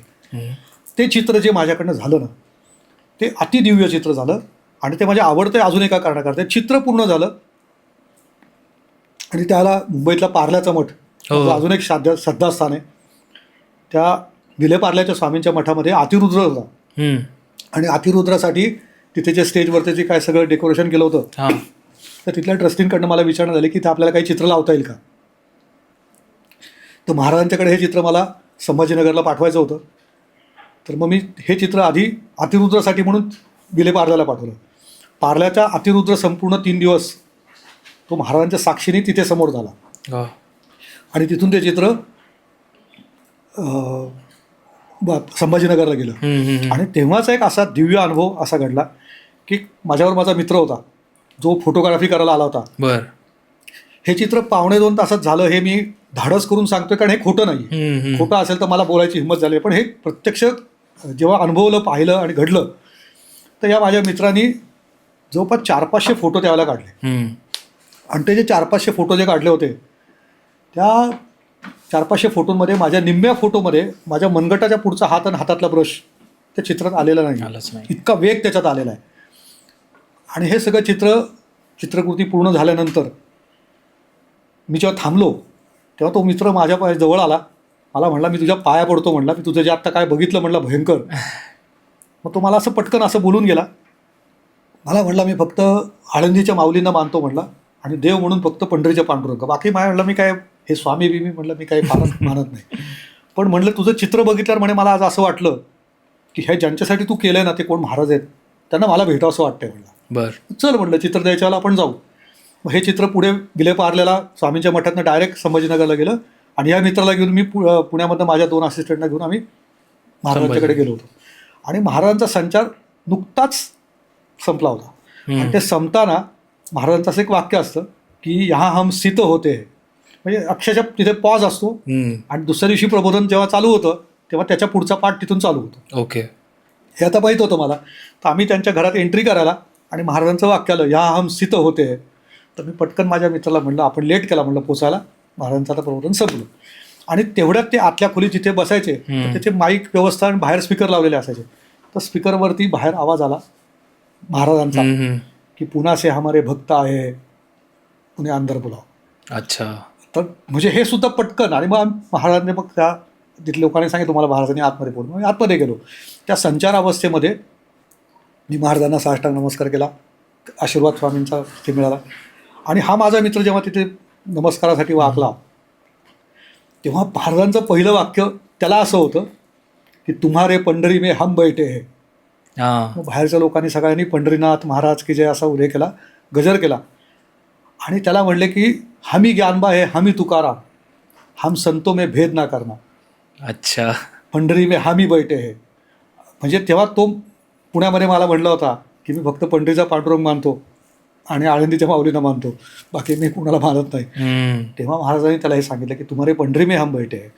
म्हणजे इनडायरेक्टली महाराजांनी तो पंढरीचा पांडुरंग मी आहे हे त्यांच्या मुखातनं त्याला सांगितलं. तर तो थरथर कापत उभा राहिला, त्याच्या डोळ्यातनं पाणी यायला लागलं खूप. तो सरेंडर झाला.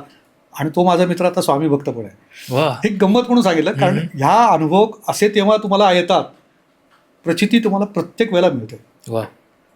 दादा, आता एक हा प्रश्न येतो जो की प्रेक्षकांना पण पडणार आहे. आता समजा मी तुमच्या इथे पेंटिंग परचेस केलं आहे किंवा मी घेतलं आहे पेंटिंग स्वामींचं, तर मग असं असतं का की तुम्ही चित्र काढलं, ते फ्रेम वगैरे केलं आणि हे दिलं की हां हे तुमचं पेंटिंग, आणि का त्याला काय सोपस्कर तुम्ही करता? किंवा जसं आता फॉर एक्झाम्पल तुम्ही मला एक पेंटिंग दिलं, त्याच्यामध्ये तुम्ही मला सांगितलं की वर्षभरात एक लघुरुद्र करायचा, ही अट आपण म्हणूयात, एक प्रेमळ अट, तर तसं काही सोपस्कर असतात का?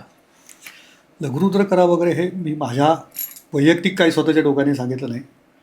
अनेक सत्पुरुषांकडनं मला त्याच्या रिलेटेड काही सिग्नल्स मिळाले. पण मुख्यत्वे काय, आनंदनाथांचे नातू गुरुनाथ बुवा जे होते तेही मला सांगायचे, म्हणजे मला सांगायचे म्हणण्यापेक्षा माझ्याकडे त्याला जे जे लोक चित्रासाठी यायचे त्या प्रत्येकाला ते सांगायचे की स्वामी घरी आले तर स्वामी आल्याच्या प्रित्यर्थ एक लघुरुद्र करा आणि वर्षातनं एक लघुरुद्र करावा. आणि मग त्याच्याशी रिलेटेड द्रविड शास्त्रींशी बोलताना पण आम्हाला ज्या काही गोष्टी कळल्या, तर लघुरुद्र का, तर मुळामध्ये स्वामी महाराजांना शिव उपासना ही अत्यंत प्रिय आहे. म्हणून तुम्ही जर बघितलं असेल तर स्वामी चरित्रामध्ये महाराजांनी भक्तांना जे भजन करायला लावले आहेत, शिवहर शंकर नमामि शंकर शिवशंकर शंभो, हे गिरिजापती भवानी शंकर शिवशंकर शंभो, हे भजन स्वामी करून घ्यायचे बरोबर. भक्तांकडनं. त्याचं कारण महाराजांना सुद्धा शिव उपासना ही अभिप्रेत आहे. महाराजांच्या तुम्ही चरित्राचा जर घेतला, संपूर्ण वेद घेतला, तर महाराजांनी ध्येय सोडताना सुद्धा शिवलिंगावरती चिता रचायला सांगितली होती. बर. आणि महाराज हे तुम्ही काय करतायत, तेव्हा महाराज म्हणाले की हे देहलिंगाचा याग करतोय. आणि इनडायरेक्टली त्यांनी सूचित केलं की आम्ही मूळ शिवस्वरूपामध्ये पुन्हा विलीन होतो, हे त्यातलं इंडिकेट होतं. महाराजांनी त्यांच्याच इच्छाशक्तीने, त्यांच्याच संकल्पाने, महाराजांच्या शक्तीने अक्कलकोटात जिथे त्यांनी अवतार घेतला तिथे सुद्धा लिंगायतांचं वर्चस्व आहे. लिंगायत हे सगळे शैव आहे. तर शैव लिंगायत लोकांच्या तिथे का अवतार घेतला असेल, त्यांनी पुण्या मुंबईत घेऊ शकत होते. पण जिथे लिंगायतांची जास्त संख्या आहे, जिथे शैव जास्त आहेत, त्याच भागामध्ये महाराज प्रकट झाले. आणि त्या भागात प्रकट होऊन त्यांनी अवतार कार्य केलं. आणि मग ती शैव उपासना किंवा शिवाचंच त्यांनी संपूर्ण त्याच्यामध्ये उपासनेचं हे सांगितलं आहे. त्यामुळे पुराणा काळापासून शिव उपासना ही सर्वश्रेष्ठ मानली. आणि महाराजांचं संपूर्ण जर तुम्ही कार्याचं स्वरूप बघितलं तर ते जरी विष्णू नाम लावत असले महाराज, तरी महाराजांच्या प्रत्येक घटनेमध्ये, प्रत्येक जे गोष्टी आहेत त्याच्यामध्ये शिवस्वरूप लीला जास्त आहे. हो, बरोबर. किंवा महाराजांची जिथे जिथे मंदिरात घडलेल्या जिथे लीला आहेत, सगळीकडे पाठीमागे कुठेतरी शिवलिंग आहे. आणि शिवलिंगावरनं विशेष लघुरुद्र किंवा शैव लिंगायत ह्या याचा विषय निघाला म्हणून सांगतो. खूप कमी लोकांना माहिती आहे की अक्कलकोटामध्ये 12 ज्योतिर्लिंग मंदिर आहे आणि स्वयंभू 12 ज्योतिर्लिंग मंदिर आहे. आणि 12 ज्योतिर्लिंग स्वयंभूरित्या 350 वर्षापूर्वी प्रकटली आहेत. म्हणजे अक्कलकोट महाराज अक्कलकोटात यायच्या आधी 150-200 वर्ष शिवलिंग आधी तिथे स्वयंभू प्रकट झाली होती 12 ज्योतिर्लिंग. आणि 12 ज्योतिर्लिंग मंदिर सुद्धा गुरुमंदिराच्या अगदी जवळ आहे. कित्येक स्वामी भक्तांना हे माहिती नाहीये, पण जे लोक शिव उपासक आहेत किंवा जे महाराजांना शिवस्वरूपात मानतात, आणि हिंदू धर्मामध्ये तर भगवान शिवाचे वैष्णव जरी असले तरी शिवाला ते स्थान त्याचं आहेच आहे. हो, आदिनाथ. तर ते 12 ज्योतिर्लिंग मंदिर पण आपल्या अक्कलकोटात आहे.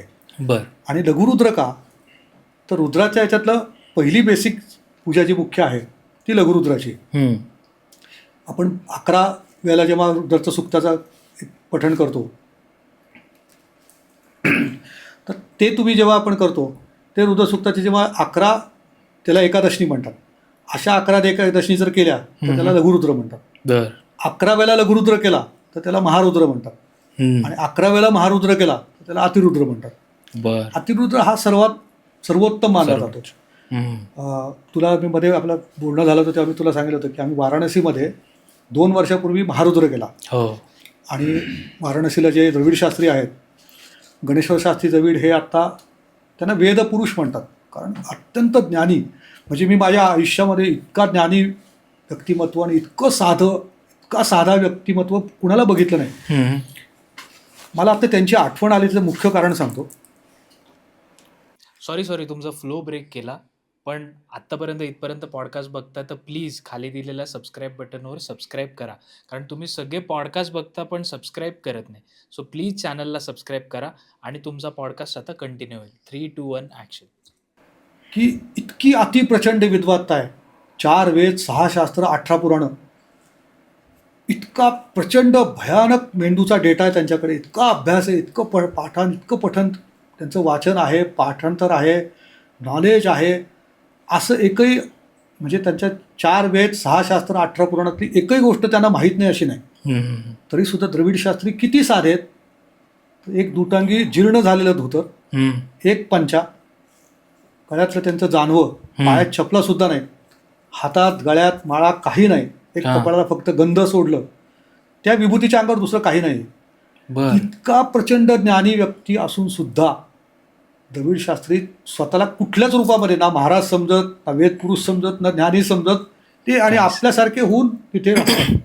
मी या विभूतीला जेव्हा जवळनं बघितलं, पण त्यांच्याकडनं ज्या शिकायला गोष्टी मिळतात, म्हणजे द्रविड शास्त्रींना मानणारे भारतामध्ये इतके पुरोहित आहेत, इतके ब्राह्मण आहेत, इतके ज्ञानी लोक आहेत, ज्यांनी द्रविड शास्त्रींना जवळनं बघितलं आहे ते सांगू शकतात की द्रविड शास्त्री काय. ह्यांच्याकडनं मी छोट्या छोट्या गोष्टी शिकलो, तर त्यातलं त्यांनी रुद्राचं महत्त्व त्यांच्याकडनं कळलं. मी द्रविड शास्त्रींकडनं आम्ही महारुद्र केला होता वाराणसीवरती. तो आता एपिसोड ज्याच्यावर केला हर्षद पण माझ्यावर होता. आणि वाराणसीचा महारुद्र हा आमच्या आयुष्यातला खूप क्रांती घडवणारा, आयुष्याला सगळा कलाटणी देणारा ठरला. पुराण असं सांगतं की तुम्ही जर वाराणसीत महारुद्र केला तर त्याला सोमयागाचं पुण्य आहे. वा. म्हणून जेव्हा लघुरुद्र झाल्यानंतर आम्ही महारुद्राची जेव्हा द्रविड शास्त्रींकडनं महारुद्राची जेव्हा दक्षिणा त्यांना देत होतो तेव्हा द्रविड शास्त्रींना म्हणलं की शास्त्रीजी म्हटलं माझी खूप इच्छा की काशीमध्ये अतिरुद्र व्हावा. तेव्हा ते माझ्या असे डोळ्यात एकटक त्यांनी बघितलं आणि मग ते म्हणले की वाराणसीमध्ये अतिरुद्र व्हावा अशी इच्छा होणं ही सुद्धा म्हणले तुमच्यावर खूप कृपा, खूप पुण्याई आहे म्हणले तुमची. आणि ते म्हणले तुमच्याकडनं नक्की होईल. मग मी त्यांना हे पण म्हटलं की अतिरुद्राला खर्च खूप आहे, मला कल्पना आहे, तर आम्ही काही मित्र एकत्र येऊन केला तर चालेल का? ते म्हणले तुम्ही जरूर करा, 1 वर्षात तुमचा हा संकल्प पूर्तीला जाईल. आणि गुरुजी बोलल्यापासून 11व्या महिन्यात आम्हाला अतिरुद्राचा योग आला. आणि तेव्हा सुद्धा सगळं संयोजन सगळं जे होतं, नियोजन सगळं ते हर्षदनीच केलं होतं. क्या बात. हर्षद हा काशीमधला गुगल आहे. हर्षद सप्तर्षींचं आता ते तुमच्या पॉडकास्टमुळेच त्याचं सगळीकडे हे झालंय, हायलाईट झालाय. पण मी हर्षदला काशीतला गुगल म्हणतो. वाराणसीतल्या लोकांना सुद्धा रस्ते सांगता येत नाहीत. तू हर्षदला कुठलाही रस्ता, कुठेही जायचा, कुठलाही त्याला शॉर्टकटपासून सगळं माहिती आहे. आणि हे आम्ही एकदा दोनदा नाही, म्हणजे गमतीचा वाक्य सांगतो, पूर्व पुण्याई तुमचं सुकृत, पूर्व सुकृत, पूर्व पुण्याई, आईवडिलांचे आशीर्वाद, मागच्या जन्माची कनेक्शन्स ही असल्याशिवाय वाराणसीसारख्या मंगल यात्रा आयुष्यात घडूच शकत नाही. बर. हे मी नक्की सांगतो. आणि माझ्याबरोबर हर्षद पहिल्यांदा आला. मी त्याच्या आधी जवळपास 12 वर्ष आधी जात होतो आणि खूप वेळा, माझ्या आता 28-29 वाराणसीच्या माझ्या हे झाल्या. पण मला आत्ता सुद्धा तू कुठल्या गल्लीत सोडला ना तर मी पुन्हा त्या गल्लीत परत येऊ शकत नाही. आणि हर्षद पहिल्यांदा फक्त आला. हर्षद काय, इव्हन त्याचा भाऊ रोहित सुद्धा, फक्त एकदा ते वाराणसीमध्ये असे फिरतात किंवा असे रस्ते दाखवतात की जसे काही तिथे रोज त्या वाराणसीत ते तिथे राहिलेले आहेत जन्मापासून आणि त्यांना सगळं माहिती आहे, कधी रस्ता चुकत नाही. पूर्व पुण्याशी संबंध असतो. काशीमध्ये महारुद्र झाला, त्याच्यानंतर अतिरुद्र झाला. आणि तेव्हा वाराणसीत महारुद्राचं पुण्य जर सोमयाग असेल तर अतिरुद्राचं काय, असं द्रविड शास्त्रीनं विचारलं. तर द्रविड शास्त्री म्हणले याचा विचार तुम्ही करा म्हणले, श्रद्धेने करा म्हणले, तुमचं पूर्ण होईल. आणि अतिरुद्र आमच्याकडनं पूर्णत्वाला गेला. तर पूजनीय द्रविड शास्त्रींचा आशीर्वाद आम्हाला त्या निमित्ताने लाभला. अलौकिक काशीची स्पंदनं घेतली आणि त्यामुळे माझ्या या गेल्या 3-4 वर्षातल्या कामामध्ये वाराणसी दर्शनाचा किंवा वाराणसीच्या अनेक यात्रा, मंगल यात्रांचा प्रचंड मोठा आशीर्वाद त्या निमित्ताने लाभला. वा. आणि म्हणून लघुरुद्र हा सगळ्यांनी, म्हणजे अनेक सत्पुरुष असं सांगतात, द्रविड शास्त्री नेहमी सांगतात की लघुरुद्र जर दरवर्षी जर घरामध्ये केला तर कुठल्याही कुटुंबावरती कधी गंडांतर योग येत नाही. अच्छा. गंडांतर याचा अर्थ अचानक येणारी संकट, अचानक येणारा मृत्यू किंवा अचानक येणारी तुमच्या घरावरची अशी संकट की एकदम तुमचं कधी कधी होत्याचं नव्हतं होतं. मोठ्या ॲक्सिडेंटमध्ये कुणाचे काही अरिष्ट येतं, हातपाय जातात, असं होऊ नये म्हणून रुद्रशक्तीला नेहमी शांत ठेवावं, म्हणून रुद्र करावा. अच्छा. कारण संकल्पाशिवाय सिद्धी नाही असं आपण म्हणतो. संकल्पाची खूप मोठी शक्ती असते आणि संकल्प केल्याशिवाय कुठली गोष्ट का करू नये. म्हणजे माझ्या मी सुद्धा संकल्पात नाव, गोत्र, कुलदैवत माझ्याकडे मी लिहून घेतो. कारण त्याच्यातला भाव असा असतो की तुमच्याकडे येणारे जे स्वामी महाराज आहेत ते तुमच्या गोत्रांच्या ऋषींच्या आशीर्वादाने आणि तुमच्या कुलदेवतेच्या इच्छेने यावे. बर. माझ्या किंवा तुमच्या इच्छेने नको. बर. मग त्याच्यामध्ये ती स्पंदनं येतात. त्या गुरूंना अभिप्रेत असलेली शक्ती तुमच्या कुळाच्या ऋषींकडनं, म्हणजे तुमच्या गोत्राच्या ऋषींकडनं येतं. ते मेसेज बरोबर येतात, ते आपल्याकडनं करून घेतात. कारण तुमचा तिथे मी वाव काढून टाकला की चित्र मी करतच नाही. संकल्पात जेव्हा आपण सांगतो की तुमची कुलदेवी आणि तुमच्या गोत्राचे ऋषी त्यांच्या इच्छेने हे होत आहे, मग माझा रोल फक्त मीडिएटरचा राहतो. आणि हा अनुभव मी अनेक वेळेला घेतलाय की या क्षणी केल्यामुळे बरोबर तशी चित्र त्यांना बरोबर हवी असतात तशी येतात आणि अलौकिक अनुभव येतात. म्हणजे कित्येक लोकांना चित्र केल्यानंतर हा अनुभव येतो की ते चित्र नाही, ते महाराज आहे. आणि हा जेव्हा भाव उत्पन्न होतो ना तिथे महाराजांची शक्ती ऍक्टिव्ह होते. आणि लघुरुद्र अण्णा महाराज सांगायचे, त्यांचं नेहमी सांगणं असायचं की लघुरुद्र केलं की त्याच्यातली जी शक्ती आहे ती ऍक्टिव्ह होते. बर. दादा, आता थोडंसं परत अध्यात्माकडे यायला आवडेल आणि त्या रिलेटेड प्रश्न विचारायला आवडतील. गुरुतत्व म्हणजे काय, किंवा मग स्वामी आणि दत्त हे याच्यात आपण काय म्हणतात भेद करतो कधी कधी, किंवा लोक भेद करतात, तर हे एकच आहेत का हे वेगवेगळ्या शक्ती आहेत? पहिली गोष्ट, ह्या पॉडकास्टमधला हा सगळ्यात सुंदर प्रश्न आहे. गुरुतत्व म्हणजे काय आणि दत्त महाराज आणि स्वामी महाराज वेगळे आहेत का? त्याचं थोडंसं विस्तृत स्वरूपात थोडंसं उत्तर देतो. हो. चित्र करण्याच्या निमित्ताने मी दत्त महापुराण, अनेक पुराणांचा संदर्भ, अनेक पुराणांचा अभ्यास करत करत माझं 25 वर्षाचं करिअर केलं. तर मुळामध्ये स्वामी महाराज, त्यांचा अवतार आणि त्यांचं कार्य आणि दत्त संप्रदाय हा जर नीट समजून घेतला तर मुळामध्ये दत्त महाराज नावाची कुठली व्यक्ती नाही. जे याचं आपण 3 तोंड 6 हात असलेल्या रूपाचं वर्णन आपण चित्रामध्ये बघतो, अशी 3 तोंड 6 हात असलेली कुठेही व्यक्ती नाही. बर. त्या शक्तीचं ते सिम्बॉलिक वर्णन आहे की जे ध्यानाचं, दत्ताच्या ध्यानाचं जे वर्णन आहे त्याच्यात 3 तोंड 6 हात. मग तसं ते चित्रकार, मूर्तिकार लोकांनी त्या काळात मूर्तिकारांनी काढलं, मग पुढे चित्रकारांनी काढलं आणि मग ते आपल्यासमोर ते येत राहिलं. आणि मग ती 4 कुत्री, मग ती गाय, हे सगळं सिम्बॉलिक आहे. सिम्बॉलिक याचा अर्थ काय, तर ते जे 4 कुत्री जी आहेत ती 4 वेद आहेत. ती जी कामधेनू आहे, ती गाय, कामधेनू ही पृथ्वी स्वरूप आहे, गोमाता ही पृथ्वी स्वरूप आहे. आणि 3 तोंड म्हणजे ब्रह्मा विष्णू महेश ज्याच्यात एकत्र वास करतात आणि त्या 3 देवतांच्या आयुधांची त्यांच्या 6 हातामध्ये आयुधं दिली आहेत. त्यामुळे ती आयुधं त्यांच्याकडे आहेत, शंख, चक्र, गदा, पद्म, त्रिशूळ, डमरू, कमंडलू. ही ह्याच्या सकट म्हणजे शिवाची काही आयुधं, काही ब्रह्मदेवाची म्हणजे हातामध्ये दत्त महाराजांच्या हातात ती माळ असते जशी ब्रह्मदेवाच्या आहे. वेद असतात, वेदाचं एक दिलेलं आहे. कमंडलूमध्ये कमळ आहेत, कमंडलू शिवाच्या हातात आहे, त्रिशूळ शिवाच्या हातातला आहे, विष्णूच्या हातातलं शंख, चक्र, गदा, पद्म आहे. तर ही सगळी त्याच्या हातात ती सिम्बॉलिकली दिली. आता हे झालं सिम्बॉलिझम. आपल्याला काय वाटतं की दत्त संप्रदाय, दत्त महाराज हे कुणीतरी वेगळे आहेत, स्वामी महाराज कुणीतरी वेगळे आहेत. तर पहिली गोष्ट हे समजलं पाहिजे की दत्त महाराज ही शक्ती आहे. ती शक्ती ज्या सगुण देहांनी धारण केली, जिथे जिथे धारण केली तिथे सगळीकडे ते गुरुतत्व आहे. बर. गुरुतत्व दत्त महाराजांच्या रूपाने सगळीकडे वास करतात. बर. आणि हे जे गुरुतत्व आहे हे आपल्याला कुठपासून, आपल्याला महाराष्ट्रातल्या लोकांना स्वामी महाराजांची, गजानन महाराजांची, शंकर महाराजांची जी उपासना आपल्याकडे वाढली किंवा गुरुचरित्राचं जे मॅक्झिमम लोक, आता तुम्ही आपल्याकडे किती दत्त संप्रदाय भक्त गुरुचरित्र अत्यंत श्रद्धेने करत असतात, कितीतरी माझे आपल्या माहितीतले परिवार लोक करतात. तर गुरुचरित्राचा प्रसार हा टेंबेस्वामींच्यामुळे जास्त झाला. टेंबेस्वामींनी हस्तलिखिताचे अनेक लोकांना हस्तलिखितं करायला लावली, कारण त्या काळामध्ये पेंटिंगची टेक्नॉलॉजी नव्हती. तर हस्तलिखितात असलेली जी मूळ पोथी जी आहे त्याच्या पोथीच्या हस्तलिखित प्रती करून त्याचा प्रसार केला. परिणामी त्या पोथी सगळ्यांच्यापर्यंत पोहोचल्या आणि मग दत्त संप्रदायाचा प्रसार तिथून सुरू झाला. त्यामुळे टेंबेस्वामींनी लिहिलेली अनेक दत्तस्तोत्र आहेत. भूतप्रेत पिशाचाद्य आहे, घोरात कष्टात उद्धर स्तोत्र आहे. टेंबेस्वामींची अनेक दत्तस्तोत्र आहेत. त्यातलं घोरात कष्टात उद्धर स्तोत्र हे खूप, श्रीपाद श्रीवल्लभम त्वं सदैव, ते जे स्तोत्र आहे हे खूप लोकांच्या नित्योपासनेमध्ये असतं. तर त्या उपासना स्तोत्रांमधल्या आपल्याला असं वाटतं की टेंबेस्वामी महाराजांमुळे दत्तस्तोत्र आली. आपला हा अमर्यादित ज्ञान असतं आणि त्या मर्यादित ज्ञानामुळे काय होतं, आपल्याला असं वाटतं की टेंबेस्वामींनीच दत्तस्तोत्र केली. पण दत्तस्तोत्र त्याच्या मागे जर तुम्ही थोडं अजून मागं गेला तर 2000 वर्षापूर्वी आद्यशंकराचार्यांनी दत्तस्तोत्र केले. बर. हा दत्त आद्यशंकराचार्य म्हणले की 2000 वर्ष. त्याच्याही आधी व्यासांनी दत्तस्तोत्र केले. त्याच्याही आधी गेलात तर भृगुकृत दत्तस्तोत्र आहेत. माझ्या नित्योपासनेत भृगुकृत दत्तस्तोत्र आहे. आता भृगु ऋषींचा जर वंश बघितला तर भृगु ऋषींच्या वंशामध्येच, म्हणजे भृगु ऋषींच्या एका पत्नीचा मुलगा म्हणजे महर्षी शुक्राचार्य, जो आपण शुक्र ग्रह म्हणतो, ते मूळ शुक्राचार्य म्हणजे ते दैत्यगुरु होते. तेही बृहस्पतींचेच अंशस्वरूप आहेत आणि बृहस्पती पण त्यांचेच अंशस्वरूप आहेत. आणि हे जे भृगु ऋषी जे होते हे देवतांचे पुरोहित होते. असं म्हणतात की त्यांचं वय, आयुर्मान हे 1 लाखाच्या वरती त्यांचं वय होतं. बापरे. की पुराणामध्ये त्यांची कथा आहे की त्यांनी विष्णूच्या छातीवरती लाथ मारली होती. मग त्याच्यामुळे लक्ष्मी त्यांच्यावरती रुसली होती. मग ती रागावली. मग ती रागावल्यामुळे त्यांनी समस्त भृगूंना शाप दिला की सगळ्या ब्राह्मणांच्या घरातनं लक्ष्मी राहणार नाही. आणि मग भृगु ऋषींना तो पुन्हा ते झाल्यामुळे त्यांनी भृगुसंहिता लिहिली.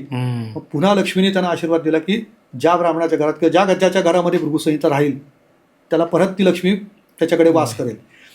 हे जे भृगु ऋषी होते ह्यांनी सुद्धा दत्तस्तोत्र लिहिलंय. आपल्याला असं वाटतं की दत्त महाराजांचा अवतार म्हणजे श्रीपाद वल्लभांचा पहिला, सरस्वतींचा दुसरा, स्वामी महाराजांचा तिसरा.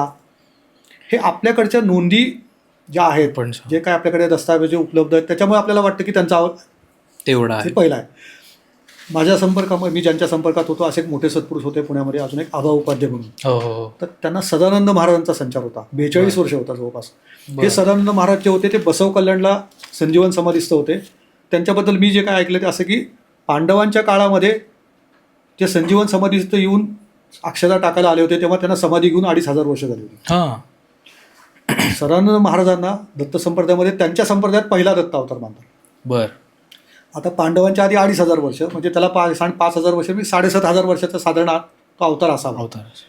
पण त्याच्याही मागं जर गेलं तर तुम्ही जर बघितलं असेल की दत्त शिखर गिरनार तिथे दत्त महाराजांनी तपश्चर्या 10,000 वर्ष केली. अच्छा. आणि ती तपश्चर्या केली तोही काळ साधारणपणे काही हजार वर्ष मागं असेल, 15, 20, 25,000. आणि नारदांनी त्याच्याबद्दल दत्तपुराणामध्ये लिहिलेलं आहे. आता नारदांचाच अवतार साधारणपणे 20-25,000 वर्ष मागं जाऊ शकतो. मला नेमकं त्याचे किती वर्ष ते नाही ते सांगण्या इतकं मी त्यातलं ज्ञानी नाही. एवढं फक्त सांगतो की दत्त महाराजांचा बद्दल दत्तपुराण ज्यांनी लिहिलं त्या नारदांनी सुद्धा त्याचं वर्णन जे केलंय त्याच्यात गिरनारबद्दल त्यांनी घेऊन ठेवलंय. तर गिरनारला 10,000 वर्षाचं दत्त महाराजांनी तपश्चर्या केली असेल आणि तो काळ जर 15-20,000 वर्ष माग असेल तर 25,000 वर्षापूर्वी पण दत्त महाराज होतेच. इथून ते निर्गुणात विलीन झाले. गुरु शिखर इतकं प्राचीन आहे. माझा वैयक्तिक चित्रांमध्ये मग अशी तू विचारलं की तुमच्या अनेक चित्रांमध्ये गिरनार असतो, तर माझा एक वैयक्तिक श्रद्धा अशी आहे की गिरनारबद्दल मी जेवढं वाचन अभ्यास जे काय ज्ञान पुराणामधनं मिळालं त्यातलं मुख्य गोष्ट अशी की असं म्हणतात की गिरनार पर्वतावरती पृथ्वीवरती स्वर्गस्थ सगळ्या देवता गिरनारवर वास करतात. मग अशा वास करणाऱ्या गिरनारवरती साक्षात दत्त महाराज गुरु शिखरावरती चरण पादुकांच्या तिथे रूपातनं निर्गुणाचं तिथे अस्तित्वात आहेत आणि लोकांना प्रचिती आहे त्याची, आत्ता सुद्धा येते. मग नक्की गिरनार स्थान हे अतिश्रेष्ठ स्थानामध्ये येतं. हा भाव असल्यामुळे मी गिरनारच्या बद्दल हे चालू केले. आता फिरून विषय तो टेंबे स्वामींकडनं एवढा आपण सांगण्याचा उद्देश असा आहे की भृगु ऋषींनी पण दत्तस्तोत्र केली आहे, पुढे व्यासांनी पण केली आहेत, नारदांनी केली आहेत, आद्यशंकराचार्यांनी केली आहेत, आपल्याला माहीत असलेल्या टेंबे स्वामींनी केली आहेत. आणि मग अलीकडच्या काळामध्ये आपण अनेक दत्तस्तोत्र लिहिणारे पण साधारणपणे पुराणातले ऋषी किंवा जे अधिकारी सत्पुरुष आहेत त्यांनी लिहिलेली दत्तस्तोत्र किंवा उपासना ह्या तुम्हाला काय म्हणूयात आपण की त्या तुमच्यावर कृपा करण्यासाठी जसं काय गुरुचरित्राला 5वा वेद म्हणलेला आहे. गुरुचरित्र हा सुद्धा गंडांतर दूर करण्यासाठी कुठल्या प्रकारचं आलेलं संकट दूर करण्यासाठी अत्यंत प्रभावी ग्रंथ मानला जातो. आता राहिला फरक कसा की आपल्याला ज्ञात कोण आहेत तर श्रीपाद वल्लभ, नरसिंहस्वती, स्वामी महाराज. आता श्रीपाद वल्लभांचं जे कार्य ते बालरूपातलं आहे. बालरूपात महाराज प्रकट झाले आणि बालरूपातच त्यांनी अवताराची बऱ्यापैकी समाप्ती केली. बरोबर. 17-18 वर्षाच्या वयीपर्यंत त्यांचं दिव्य कार्य आहे तो बालरूपातला अवतार आहे. ते नंतर ह्याच्यामध्ये श्रीशैल्यमला गुप्त झाले. तर श्रीशैल्यमला ते त्यांचा अवतार संपतात श्रीशैल्यमला निघून गेले. पुढचा नरसिंहस्वतींचा अवतार आहे. नरसिंहस्वतींचा अवताराचं कार्य साधारणपणे 34-35-36 वयापर्यंतच आहे. 35-36 म्हणजे अगदी तरुण अवतार आहे. त्यातून ते दंडधारी आहेत. दंडधारी भगव वस्त्र घातले संन्यासी आहेत. त्यामुळे अवतारामध्ये कडकपणा कम्पॅरेटिव्हली श्रीपादांच्या पेक्षा खूप जास्त कडकपणा आहे.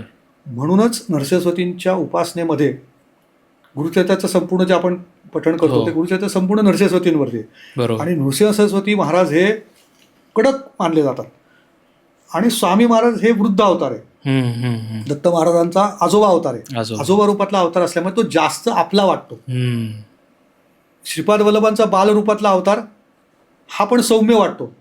जसं एखाद्या आई वडिलांना बालरूप प्रिय वाटतं, साधं सौम्य वाटतं आणि बाप नेहमी कडक वाटतो. म्हणून नरसिंहस्वतींचा अवताराकडे जाताना ते थोडेसे कडक वाटतात. त्यांची उपासना करणं थोडी कडक आहे. आणि स्वामी महाराज पुन्हा आजोबा आहेत. इथेही सगळे लाड चालतात. कसे सगळे आपले लाड खपवतात. आपण किती कसे वागत असतो तरी महाराज आपल्याला प्रेमाने सांभाळून घेतात प्रत्येक वेळेला. कारण ही देवता प्रेमळ आहे. श्रीपाद वल्लभांची आणि स्वामी महाराजांची उपासना ही अत्यंत प्रेमळ असल्यामुळे अतिशय सौम्य पद्धतीचे तुम्हाला त्याच्यात होतात. पण नृसिंहस्वतींच्याकडे तुम्ही बघितलं त्या तिघांची 3 पोथी आपण श्रीपाद वल्लभांचं चरित्रामृत पोथी आहे, स्वामी महाराजांची गुरुलीलामृत पोथी आहे आणि दत्त महाराजांची नृसिंहस्वतींची गुरुचरित्राची पोथी आहे. तुम्ही तुझा जर अभ्यास थोडाफार असेल तुला माहीत असेल तर सगळ्यामध्ये कडक नियम जे आहेत ते फक्त गुरुचरित्राचे. मग ते 7 दिवस तुम्ही जर त्याच्या बघितलं त्याची वेळ पाळायची, दाढी करायची नाही, पायात चप्पल घालायची नाही, असत्य बोलायचं नाही, आधी एक वेळेला गायत्रीचं स्मरण करायचं, मग तुपाचा दिवाट लावून त्याचं पठण करायचं, त्याची वेळ शक्यतो बदलायची नाही, घोंगडीवरती झोपायचं. अशा अनेकविध त्याच्यामध्ये अटी त्या नियमात त्याच्यामध्ये येतात.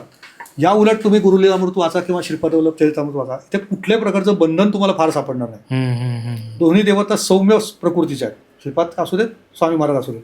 म्हणून कलऊ श्रीपाद श्रीवल्लभ असं म्हणलेलं आहे. अच्छा. म्हणून श्रीपादांचा अवतार कलियुगामध्ये तारणारा होईल असे पुराणातल्या काही, म्हणून श्रीपादांची उपासना जास्त सुरू झाली. बरोबर. आणि स्वामी महाराजांची मुख्य का, तर स्वामी महाराज हे वृद्ध आजोबाच्या रूपात आल्यामुळे प्रत्येकाला आजोबा हे नातं जे असतं, आजोबाजी हे जास्त प्रेमाकडे झुकलेलं नातं असतं. कुणाच्याही बाबतीमध्ये आपल्याला आपलं आजोळ हे जास्त प्रेम देणारं वाटतं. आईवडिलांपेक्षा आजोबांबद्दल जास्त अटॅचमेंट असते. त्यामुळे स्वामी उपासना ही तुम्हाला त्वरित फलद्रूप पण होते आणि जसं म्हणतात ते आपले लाड पुरवतात. भक्ताचे लाड पूर्ण आजोबा पुरवू शकतात. म्हणून ते आजोबा रूप जास्त तुम्हाला. आणि दुसरं महत्वाचं काय, तर श्रीपाद वल्लभ श्रीशैल्यमला गुप्त झाले, नरसिंहस्वामी कर्दळी वनात गुप्त झाले. पण स्वामी महाराज फिजिकल बॉडीमध्ये अक्कलकोटच्या समाधी मठात बसले. समाधी मठामध्ये त्यांचं प्रत्यक्ष वास आहे. आणि आता तो फिरून तुला गुरुतत्वाचा विषय सांगतो. तर गुरुतत्व म्हणजे नेमकं काय, तर मुळामध्ये गुरुतत्व जे तुला सांगितलं की दत्त महाराज ही शक्ती आहे. आणि दत्त महाराजांचे जे ब्रह्मा विष्णू महेश एकत्रित रूप धारण केलेले जे जे मनुष्य देहात ज्यांनी अवतारात प्रकटीकरण केलं ते सगळे दत्त अवतार आहेत. ते साक्षात दत्त आहेत सगळे पूर्ण अवतार. म्हणून श्रीपादांना पूर्ण दत्त अवतार मानतात, नरसिंहस्वामींना पूर्ण दत्त अवतार मानतात, स्वामी महाराजांना पूर्ण दत्त अवतार मानतात. त्या तिघांपैकी एकाची जरी उपासना, कुणाची जरी एकाला फॉलो केलं तरी त्याचेच मिळणारे जे काही रिझल्ट आहेत ते एकच आहेत. ओके. त्याच्यात काही वेगळे पण नाही. मग काही लोक सांगतात मला स्वामींच्या पाठीमागे दत्तगुरू काढा. तर ह्याचा एक गोष्ट महत्वाची काय, स्वामी महाराज आणि दत्त महाराज वेगळे नाहीये. तुम्ही नुसते दत्त महाराज काढा किंवा स्वामी महाराज काढा, दोन्ही एकच आहेत. आणि तुम्ही स्वामी महाराज जर काढायला लावत असाल तर तुम्हाला महाराज आणि दत्त महाराज कळले नाहीत. स्वामी महाराज हे साक्षात दत्तगुरू आहेत. त्यांना 3 तोंड 6 हात नाहीयेत, पण ते सगुण रूपातले देहधारी दत्तगुरू आहेत. मग जे गुरुतत्व जे आहे ते दत्त महाराज. गुरुग्रह जो आहे, जसं आपण दैत्यगुरू म्हणजे शुक्राचार्य म्हणतो, तसं गुरुग्रह जो आहे ते म्हणजे बृहस्पती. त्यांना देवतांचे गुरु मानतो. बरोबर. तर गुरुग्रह आणि गुरुकृपा हे आपण एकच मानतो. बृहस्पती हे सुद्धा एक प्रतिकात्मकरित्या गुरुच आहेत. आणि गुरु आपल्याला सांभाळतो असं आपण जेव्हा म्हणतो, त्याचं एक छान उदाहरण तुला कळण्यासाठी म्हणून देतो की पुराणामध्ये आपण पिंडी ते ब्रह्मांडी असं म्हणतो. करेक्ट. पिंडी ते ब्रह्मांडी हे तत्वज्ञान आहे. पण गुरु आपल्याला सांभाळतो म्हणजे काय, असे कित्येक ठिकाणी आपण ऐकतो की अनेक सत्पुरुष, गुरुतत्वात खूप अधिकारी सत्पुरुषसुद्धा ते देह सोडताना कुठल्या तरी भक्ताचा आजारपण, संकट आपल्यावरती घेतात, ते भोग म्हणून स्वीकारतात आणि देह सोडतात. अनेक सत्पुरुषांच्या चरित्रामध्ये हे पाहायला मिळतं. बरोबर. तर ते संकट आपल्या भक्तावर आलेलं आपल्याकडे घेतात. जसं चोळप्पा महाराजांना सुद्धा, चोळप्पा महाराजांची अशी एक छोटी इच्छा होती की स्वामी महाराजांनी देह सोडला तर आपल्या घरामध्ये समाधी घ्यावी, असं ते बोलून दाखवतात महाराजांना. आणि महाराज पटकन त्याला म्हणतात मला गाडायचा विचार करतो, होय आधी तुला मी गाडतो आणि मग मी जातो, स्वामी महाराज म्हणतात. आपण त्याच्यातला खूप छोटे छोटे अर्थ काढतो, पण त्यातला मुख्य गुह्य अर्थ काय आहे की ज्या चोळप्पा महाराजांची निवड महाराजांनी साक्षात केली होती, कुठल्या अनेक जन्मांच्या अपार पुण्याईनी, त्या चोळप्पा महाराजांना स्वामी महाराजांनी जर आधी देह ठेवला तर किती त्रास होईल या विचाराने स्वामी महाराज व्याकुळ झाले. म्हणून त्यांनी स्वामी महाराजांनी चोळप्पांना आधी पाठवलं आणि मग देह सोडला. आणि महत्त्वाची गोष्ट, चोळप्पा महाराज गेल्यानंतर स्वामी रडलेत आणि म्हणलेत की आता माझ्या लीला मी कुणाला दाखवू, माझा चोळ्या गेला. तर म्हणून मी याच्यातनं एक छोटा फक्त माझा एक वैयक्तिक मत सांगतो. कुणाबद्दल मला हे नाही, पण माझं वैयक्तिक सांगणं असं आहे.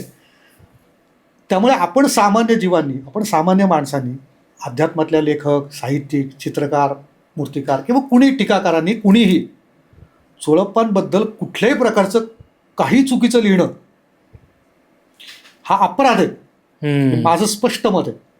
ह्याचं कारण असं आहे की तुम्हाला काय माहिती चोळप्पा महाराजांना स्वामींनी निवडलंय, त्यांच्याबद्दल टीका करायचा आपल्याला 1% सुद्धा अधिकार नाही. हे माझं स्वतःचं स्पष्ट मत आहे. मला कुणालाही त्याच्यातनं हे करायचं नाही. पण सांगायचं एवढंच आहे की ज्यांना स्वामींनी निवडलं, ज्यांना स्वामींनी जवळ केलं, त्यांच्याबद्दल टीका करण्याचा किंवा मनुष्य स्वभावातल्या कुठल्याही दोषांबद्दल बोलायचा आपल्याला अधिकार नाही. त्या सुंदराबाई असू देत, थोडप्पा महाराज असू देत, बाळप्पा महाराज असू देत, किंवा आणखीन कुठले महाराजांचे त्यावेळेचे भक्त असू देत, साधा विचार करून बघायचा की जो प्रत्यक्षात पूर्णावतार दत्त महाराज साक्षात स्वामींच्या रूपाने प्रकटले, त्यांचा ज्यांना सहवास मिळाला, त्या विभूतीला स्वामींनी जवळ केलंय. बस ह्याच्यापेक्षा हा एक मुद्दा मी तू ह्याच्यात विषय निघाला म्हणून सांगितला उगवत्या आलेल्या घटनेतनं. त्यामुळे दत्त उपासना, स्वामी उपासना, महाराज हे साक्षात दत्तप्रभू आहेत. स्वामी महाराजांना विचारलं होतं की महाराज तुम्ही कोण, कुठून आलात? तर महाराजांचं वाक्य आहे, दत्तनगर मूळ पुरुष वडाचं झाड. मूळ मूळ मूळ असं 3 वेळा महाराज म्हणतात. ते 3 वेळा म्हणणं या दत्त अवतारी सत्पुरुषांमध्ये असतं की एखादी गोष्ट अगदी चिले महाराज सुद्धा 3 वेळा म्हणायचे. ते 3 वेळा म्हणणं म्हणजे भूतकाळ, वर्तमान काळ, भविष्यकाळ, तिन्ही काळात जे त्रिकाल सत्य आहे ते, त्याला त्रिकाल सत्य घटना ही त्रिकाळ 3 वेळा म्हटली जाते.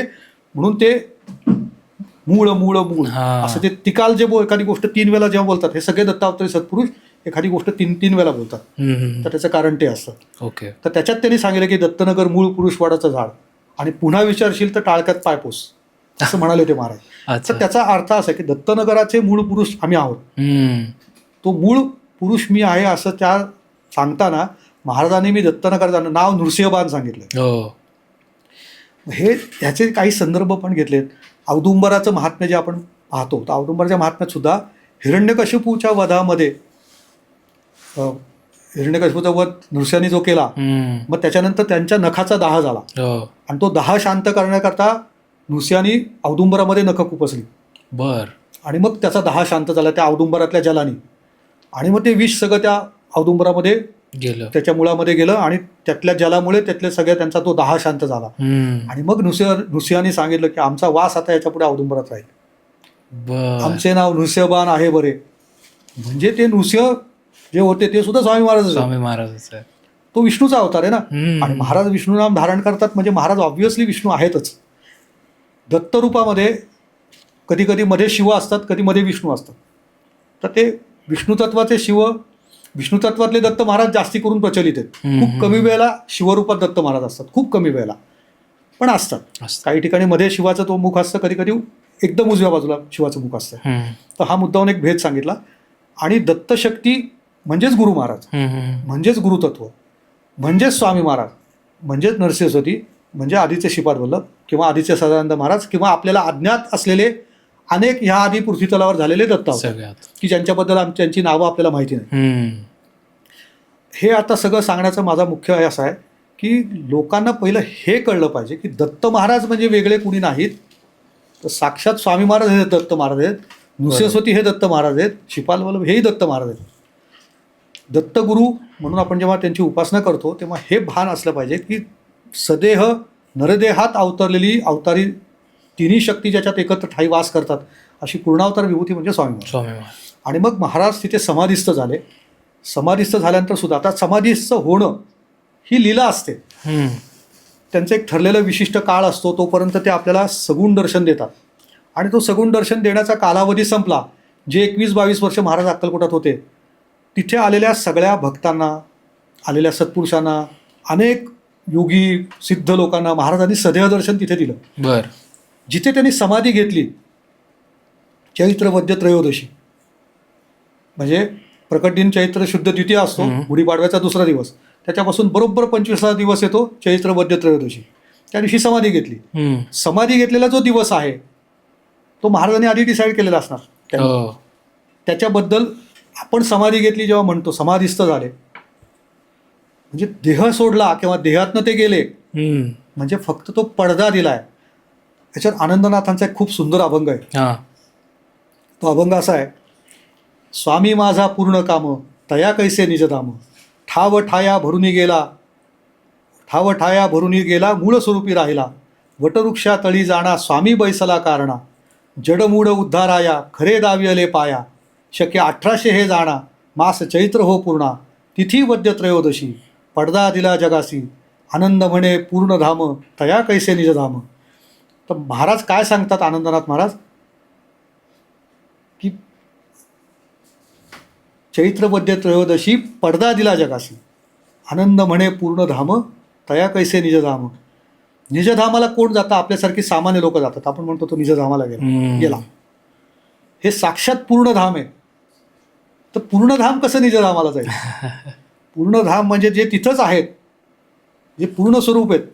निजधाम वगैरे हे तुमच्या माझ्यासाठी शब्द आहेत. आपल्यासाठी त्यांनी काय केलं? पडदा दिला जगासी. पडदा दिला जगासी म्हणजे आता सगुण दर्शन बंद केलं, हे सांगितलंय त्याच्यामध्ये. तर ते सगुण दर्शन जे आहे ना, सगुण दर्शन महाराजांनी देणं ते बंद केलं. पण म्हणजे बंद केलं म्हणजे सगळ्यांनाच बंद केलं का? तर ते आत्ताही दर्शन देतात. आत्ताही अनेक सत्पुरुषांना महाराज कुठल्या ना कुठल्या तरी रूपामध्ये दृष्टांत देतात, सांभाळतात. अगदी कशाला तर तुम्ही स्वामी चरित्रामध्ये सुद्धा निलेगावचे जे देशपांडे होते त्यांना स्वामी महाराजांनी देह सोडायच्या आधी सांगितलं होतं की तुझ्याकडे ह्या दिवशी मी येईन म्हणून. बर. आणि त्याच्यात ते येईन असं सांगितलं, त्याच्या आधीच 8 दिवस महाराजांनी देह सोडला.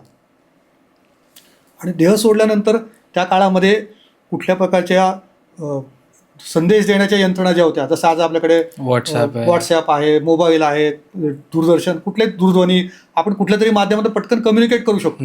त्या काळात कम्युनिकेशनसाठी कुठलीच व्यवस्था नव्हती. अगदी तार ही सुद्धा जी पूर्वी काही तार यायची ते सुद्धा इंग्रज काळामध्ये आली. त्याच्या आधी तेही नव्हतं. तर तेव्हाचं जर बघितलं तर तेव्हा सुद्धा आपल्याकडे या गोष्टीबद्दल कुठेही फारशी नसताना त्या निलेगावच्या देशपांड्यांना फक्त महाराजांनी सांगितलं तुझ्याकडे मी येईन. त्या दिवशी महाराज त्याच्याकडे जातात आणि 8 दिवस आधी देह सोडलेला आहे. पण निलेगावच्या देशपांडेकडे महाराजांनी यायचं कबूल केलं असं येतात. फक्त महाराज जेवत नाहीत, आशीर्वाद देतात आणि निघून जातात. आणि 12, 15, 20 दिवसानंतर बातमी पसरत पसरत त्यांच्या गावापर्यंत, निलेगावापर्यंत येते. तेव्हा त्यांना कळतं की महाराजांनी तर मागच्या महिन्यातच देह सोडला. मग तेव्हा निलेगावच्या देशपांड्यांना कळतं की मग आपल्याकडे तर येऊन गेले, म्हणजे महाराजांनी देह सोडलेलाच नाही. तर इथे देह ही लीला मुद्दामून महाराजांनी का दाखवली आहे की आम्ही तुम्हाला फक्त तुमच्यासाठी ही तिथी चैत्र मध्य त्रयोदशी पडदा दिला जगासी, आनंद म्हणे पूर्णधाम तया कैसे निजाम. तर ते पूर्णधाम साक्षात सगुण रूपामध्ये फक्त आपल्याला दिसत नाहीये, ते तिथेच आहेत. समाधीमठ अक्कलकोट, चोळप्पा महाराजांच्या समाधी मठामध्ये साक्षात महाराज असल्याची प्रचिती ह्या क्षणाला सुद्धा अनेक लोकांना सतत येत असते. आय एम शुअर तुम्हाला हा पॉडकास्ट आवडलेला आहे. तुमचा फ्लो मी ब्रेक केला आहे, पण हा पॉडकास्टचा एक पार्ट होता. याचा पुढचा पार्टसुद्धा येणार आहे. सो त्यामुळे स्टे ट्यून्ड. हा पॉडकास्ट कसा वाटला आम्हाला प्लीज सांगा. जर तुम्हाला शेखर साने दादांच्या पेंटिंग्स हव्या असतील तर डिस्क्रिप्शनमध्ये आणि पिन कमेंटमध्ये नंबर्स दिलेले आहेत, त्याच्यावर तुम्ही कॉल करा किंवा मेसेज करा. आणि माझासुद्धा नंबर मी डिस्क्रिप्शनमध्ये दिलेला आहे. सो त्याच्यावर व्हॉट्सॲपवर तुम्ही मेसेज करू शकता. मे बी मला कॉल रिसीव्ह करायला नाही जमलं तरी पण तुम्ही व्हॉट्सॲपला मेसेज करा. तुमच्या प्रत्येक मेसेजला आम्ही रिप्लाय देण्याचा प्रयत्न करू. ओव्हरऑल पॉडकास्ट कसा वाटला हे प्लीज आम्हाला अगेन कमेंट्समध्ये सांगा. आणि इथपर्यंत तुम्ही पॉडकास्ट पाहिला त्याबद्दल तुमचे खूप खूप आभार. आणि चॅनलला सबस्क्राईब केलं नसेल तर प्लीज सबस्क्राईब करा, कारण आम्हाला त्याच्यातून मोटिवेशन मिळतं. आम्हाला पुढचे पॉडकास्ट कसे करायचे आहेत हे कळतात. सो हा पार्ट 1 होता. पार्ट 2 लवकरच तुमच्या भेटायला येईल. तोपर्यंत श्री स्वामी समर्थ. धन्यवाद.